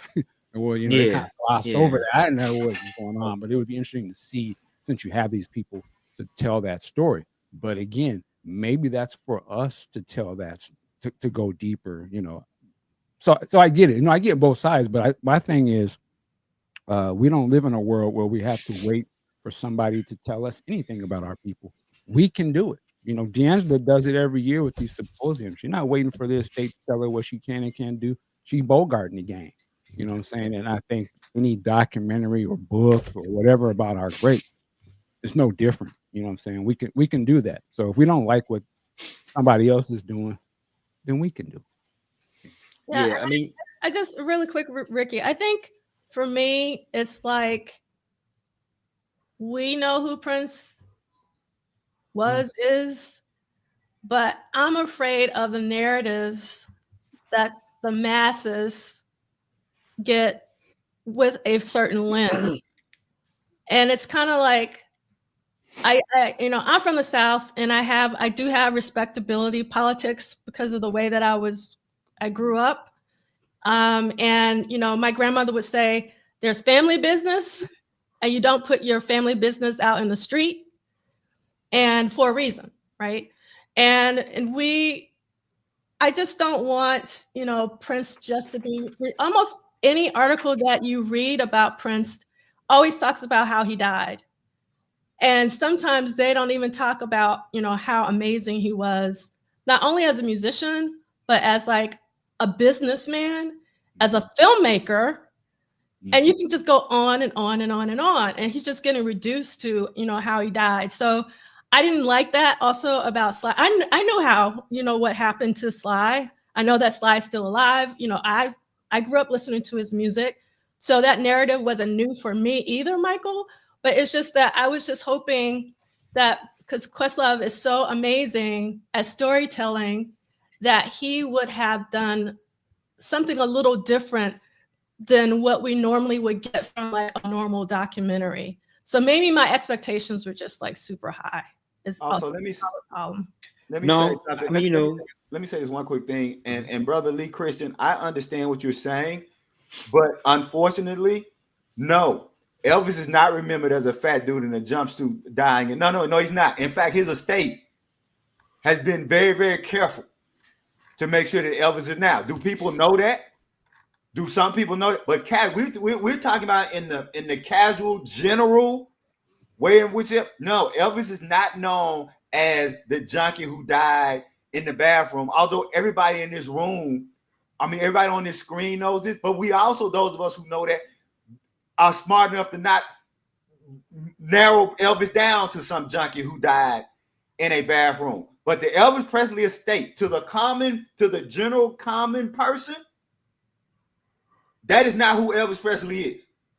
And so look, trust me, brother, Clarksdale, Mississippi, right away from Tupelo, Mississippi, there are some things I could tell you about the Elvis Presley story that if you knew about them, but it ain't that, trust. So there are things that have been and I'm not saying whether they should or shouldn't come out. What I'm simply saying is that whatever you may know about Elvis because of your own knowledge, and I'm saying that you are knowledgeable, Brother Lee, and you're knowledgeable of some background. Elvis Presley is not known to the world in general the way those of us who are in this, who do this kind of popular culture work would know. And all we're saying is that in that case, why is it that it's so much the time that Black artists are dwindled down to those things? And so for every one white artist that you can say, okay, this white artist is known for this, I can give you 4 or 5 that are not known for what their bad situations were. And I'm glad you kind of raised that, because again, and I'm not saying, I want to be clear, I'm not saying that the estate, look, Lisa Marie is the daughter. What's the wife's name? Priscilla. I give Priscilla was a G. Let me be real clear on this. Because when Elvis died, that damn estate wasn't worth what it's worth today. And Priscilla, the G that she was, said, look, this ain't just Elvis's legacy, this is my baby's legacy. Priscilla had enough wherewithal to understand that this is my daughter's father. And regardless of our marriage didn't work out, I'm going to present to the world an estate that my daughter can be proud of and that the world can know the best of him rather than the worst of him. I'll shut up. And I want to be clear, I'm not going off on you, Brother Lee, because I'm glad you brought it up, because I think that's a good point to make. But that to the general populace, very few people know about those behind the curtain things with Elvis. I think you know, Love kind of touched this in. I'm sorry.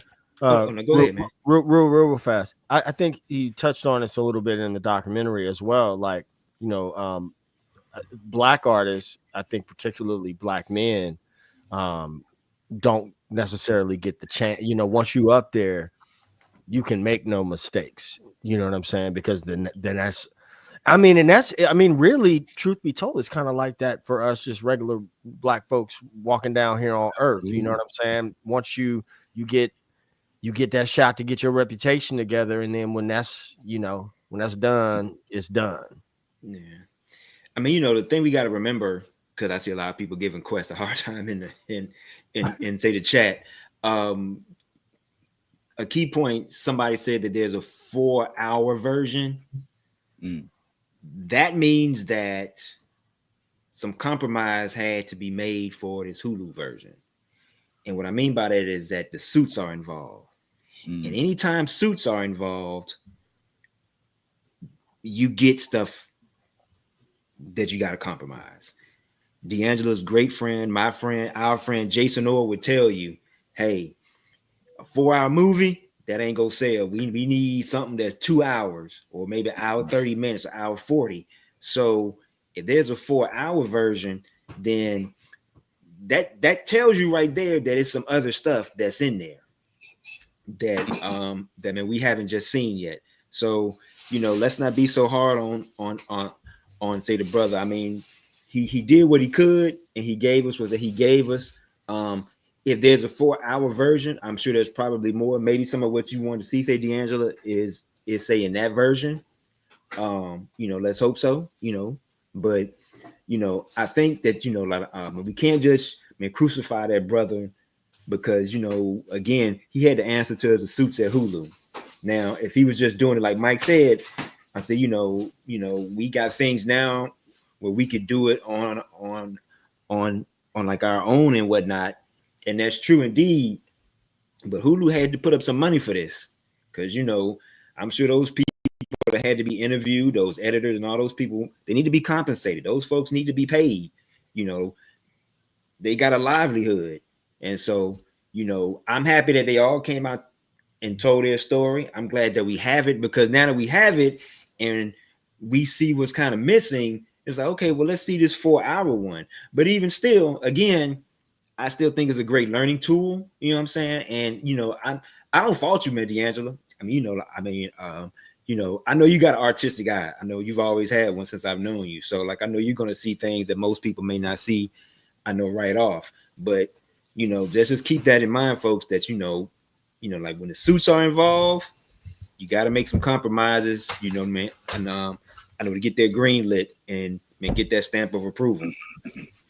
I'm just happy that the documentary was that it's out there. Yes. You know, I think there's always going to be something, you know, left to be desired.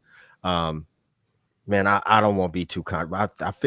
Man, thank y'all so much for allowing me to be here, because I feel like go in family right now.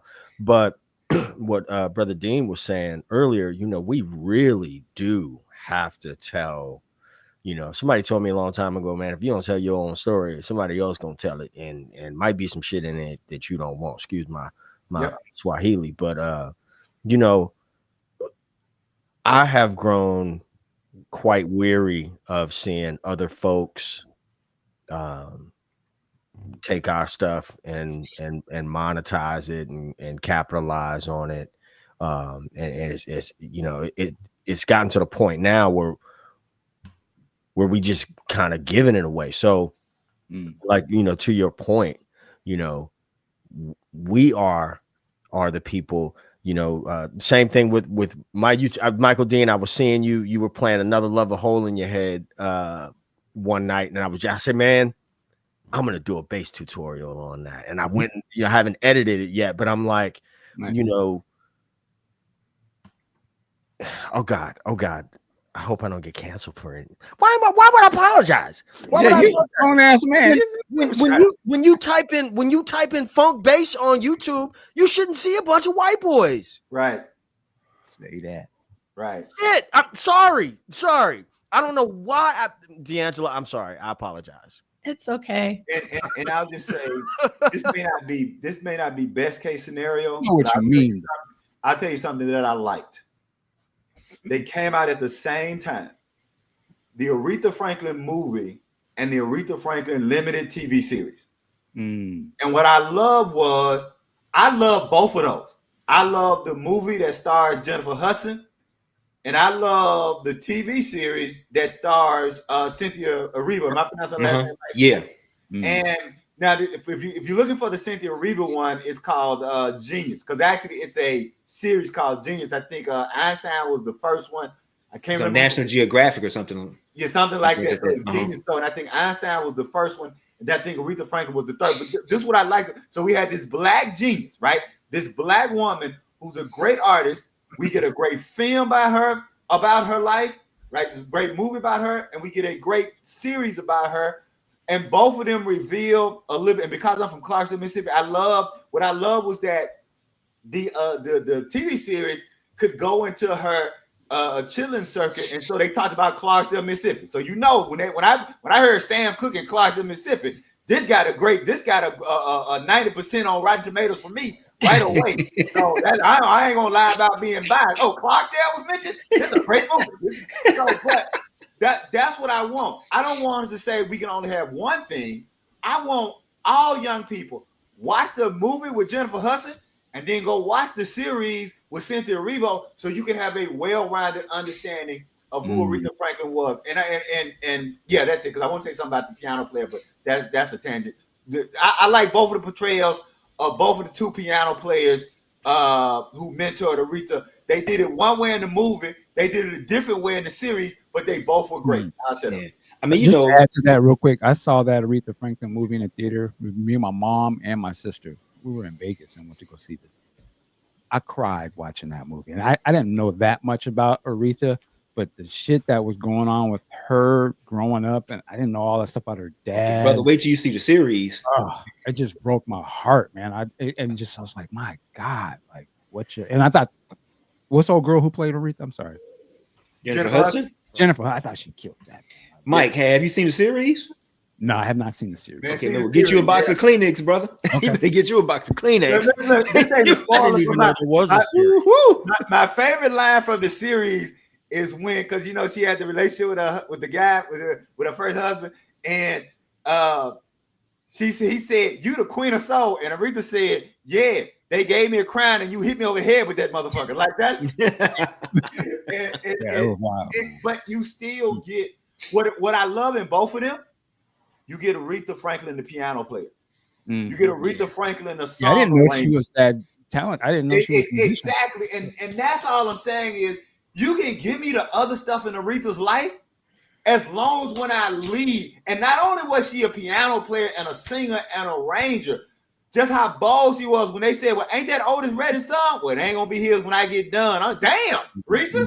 Like I don't even like cover songs, but Aretha, like, oh no, when I get through arranging this ain't gonna be Otis song no more. That's the Aretha.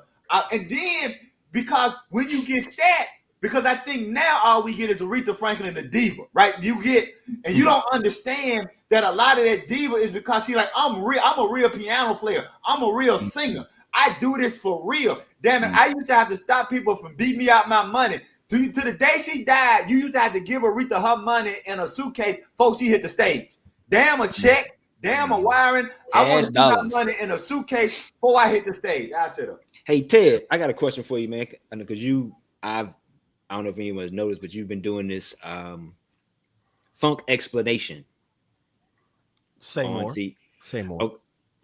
On my YouTube channel, man. You mentioned the great Rickey Vincent's book, Funk with That.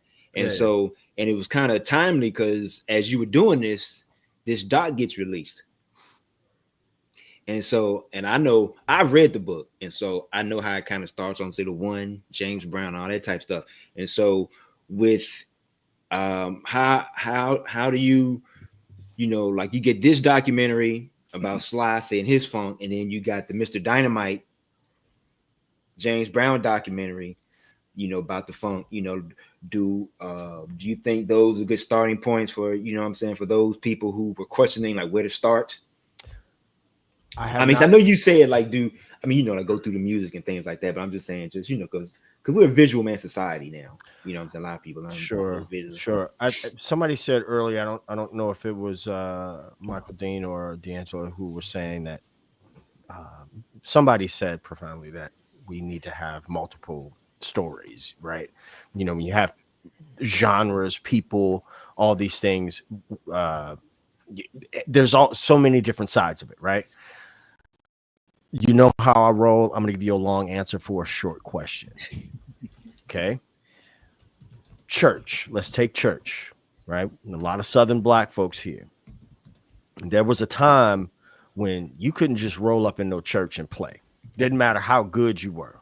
You needed to be a member of that church. You needed to do Bible study on Wednesday. You needed to do all the things. It was our thing, right? Down here in New Orleans, we got, like, you know, a lot of second line culture, Mardi Gras, all this deep culture. And I think that it is okay for us to gatekeep some of our stuff, right? I think it is absolutely okay. Like, nah, this ain't for you. This is our thing. Mm-hmm. But I think to understand, to your question about places to start, because knowledge is knowledge and people get knowledge. You got to understand that this music is born out of strife, conflict. You know, you get to understand the funk. I think you have to understand the things that are going on around in the world that give birth to this music. That's what I think Rickey Vincent's book does really well, talking about like the political climate and different things like that. But I definitely think you have to go back. I have not seen the other documentary, so you have to shoot me a. Oh, Mr. Dynamite? Yeah, I have not seen that. Oh, it's great. Oh, you got to see that. Yeah. D'Angelo, did I just get my card taken away? No. That sounded like No. That sounded like a revocation. Hey man, you got homework for next week, brother. Welcome to the club. But Ted, on that, what I love about that documentary, because I have the DVD, is a commentary, because it's Questlove as well as Alan Leeds, as well as Christian McBride, if I remember correctly. Oh, this is 2014. I'm so ashamed. I'm so ashamed. Yes. Shame. And so again, not to be picking on, because I want to, because Brother Ted said something, and so not picking on, because for people who may not know, like, I know Lee Christian well. We email all the time, and so, Brother Lee, I understand what you're saying when he says that in these dangerous unmusical times, I wouldn't waste time complaining about the race of musicians. I would just be happy that anyone wants to play, Black artists play Kraftwerk. The problem is in these dangerously unmusical times, it's all centered around making Black people unhuman. And you make Black people unhuman when you lie or take their culture from them. It is very important that we have the issue about race and music, because that's what this whole time is about, particularly in America. And the removing of DEI and affirmative action and all these things, and how they have misdefined these things, because what they are doing is misdefining the genius of Black people, right? Misdefining the fact that Black people, that music is a part of Black genius. And so when you don't have that discussion, you're having another attempt to erode Black genius. So you have to have these discussions about the race and the culture of the people. Because here's the one thing, no matter who the artist is, when you celebrate an artist, whether it's a poet or a short story writer or a musician or a painter, when you celebrate that individual artist, you are celebrating the culture and the community from where that artist comes. So if you don't discuss the race of this Black artist, or don't discuss the origin of this music from Black culture, you are by definition erasing the contribution that Black people have had to global humanity. Sealy, what you were saying, so like you're talking about the dehumanization of Black musicians, right? Right. Something got me this morning, you know, because I scrolled too early in the morning. I saw this white kid, you know, and he used the N-word, right? And I'm like, dang, you know, they just saying it freely now. You know what I'm saying? I mean, there was a time when you would have got, you know, your thing knocked back. But like, what's my point here? I don't care what anybody feels about the word. It's like, no, you can't do that. You cannot talk about, or Alan Stone is, because I'm on a tangent. Alan Stone is a great musician. He's a great singer, right? And I think, you know, he works hard, all this stuff. But like, if a white artist comes out and they're doing quote unquote soul music or whatever, we just so quick to lift them up when there's so many different, you know, talented, known and unknown Black artists that are keeping the tradition alive. And so, you know, kind of back to what Michael Dean was talking about earlier, and I don't know why I keep calling him by his first name and his last name. We all do. Is that it's smooth, Michael Dean. We have to kind of take the reins, and you know, because the powers that be are going to continue to push out, you know, what they say, R&B, rap, and blues, you know, mumble rap and stuff like that. I think I got my point out. To coin a phrase, I'll shut up. So let me. I promise I'm gonna shut up. Well, actually, Celie, I want you to. So you only saw part of Lee Christian's comments, and I actually want to put them all up in sequence. So because he's making some points, and I do think that it would be interesting to address those points. And so this is the other. Oh, is that? Yeah, no, I was gonna go to that one. I was gonna go to, but I want to go to one before we talk about the Beatles. Okay. Was it? Oh, this is the one I really wanted to show, though. That's not what we're discussing, Lee Christian. What we're discussing, Lee Christian, is, so going to your comment about the Beatles. When you said the Beatles didn't erode Black artists, they made more people like them. Here's the problem with your comment by stopping there. No, the Beatles didn't erode Black artists. The record companies who denied the Black artists' influence eroded them. The rock critics who didn't mention the Black artists eroded them, and the white buying base who didn't acknowledge that. So no one is picking on the Beatles.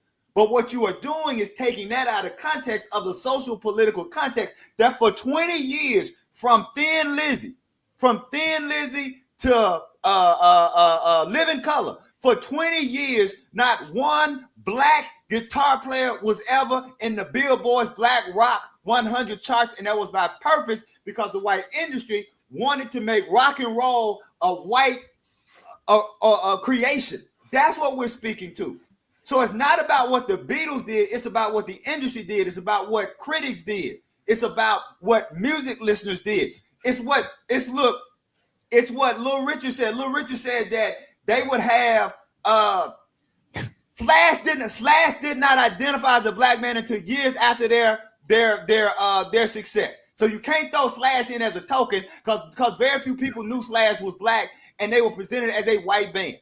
So like I said, from Thin Lizzy to Living Color, and by the way, Slash them, they come after Living Color, by the way. So for 20 years, it was purposeful that a Black guitarist was not on the Billboard's Top 100, because the white radio DJs, the industry, wanted to make sure to take rock and roll away from Black people. That's the point we're saying. And so that when you don't talk about the origin of these people, you are dehumanizing the people by dehumanizing or by lessening that these people created this genius. I'll shut up. So a couple of things I want to end on. Actually, this is premiering next week at MoMA. We Want the Funk, directed by Stanley Nelson, who is the same director who did the brilliant Miles Davis Birth of Cool. And I may or may not be in this documentary. I was actually interviewed for it, so I'm going to see if I made the cut. And I was talking about Prince's relationship to funk. So we'll see. But if Give you're us a copy. if you're in the New York City area, it's going to be next week, Thursday, February 20th at 7 p.m. And then eventually it's going to be broadcasted on PBS, if we still have PBS, in April. And that's one thing. And then the other thing I want everyone to know, if you haven't seen it, because I literally just stumbled across this morning, is that Jesse Johnson was on Vertex Effects. And I really like Vertex Effects because it actually shows him playing the guitar. And anytime Jesse plays the guitar, I am there. Now, obviously, we know that he was on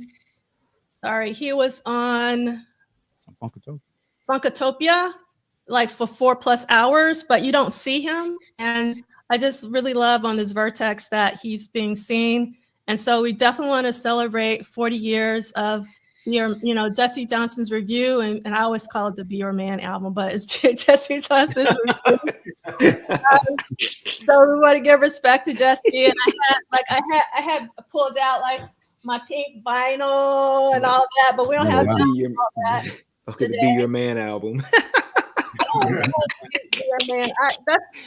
Oh man. So that's one thing. And then I just want everybody to know that Michael Bland and Levi and Dr. Fink and Tommy Barbarella, they're all doing a show in Minneapolis, well, technically Hopkins, Minnesota, on Saturday, April 19th. So if you're interested in that, you should make sure you get your tickets. And now I'm going to have my amazing colleague, Michael Ding, take us on out. Wait a minute. Before you take us out, just Wait. People talking about what they used to have. Y'all talking about what y'all used to have. I'm talking about what I still got. What little hair I got. Just so y'all know. I'm still holding it down. That's it. Now, brother, then you can take us out. But I saw people in the chat talking about what they used to have. This ain't about what they used to have. All right, take us on out. You did not bring out the bottles. Wait a minute. Now, are those active bottles you using, or is that where does that come from? Look. Okay, so I used to get these, and of course, I'm moving toward shopping at Costco now since Walmart ended their DEI, so I got to go to Costco. But I used to get these from Walmart, but they in such limited. Now I have to get them online from Amazon. Damn. So when I get down to one bottle, every time I get down to one bottle, I buy 2 new bottles. Hey, bro, the only way you can prove if you still using that, we need to see the back of that chair. We need to see the back of that chair. We need to see it. We need to see a demo. We're not even going to see a demo. I need to see the spray. We ain't canceling. This show ain't over till we see that. Well, there we go. There you got it, Mike. Wow. Glycerin activator, all that. Oh yeah. That's why I ain't got no hairline now from all them perms I had. That's an episode. There we go. Perm wore my hairline out. Cycle is complete. Cycle is complete. You are now the master. Wow. Who thought we were going to wake up in 2025 and see a live rendition of Jerry produced application? This show is fantastic. Special thanks to Big Sexy and Sack coming through. My brother. Thank you, sir. My man, Ted, I'm going to definitely make a point to start watching your videos. I've seen you come through my timeline. So salute to you, brother. Thanks for adding so much to this conversation today. I'm sorry I missed the last time you was on, but much love to you. Shout out to my man, Rickey. Absolutely. The Rickster in the building. Always Reverend Sealy in the building. It's not complete. He's a part of the show. He is the show. Also to my sister who holds it down every week for years now.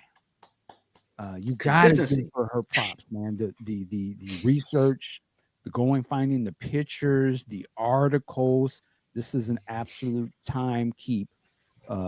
This is when somebody's gonna find this podcast years from now, D'Angela, and they're going to love you as we love you today, because they'll be like, God, somebody did it. You know, I can go through this and just watch all this stuff and learn. So this is fantastic.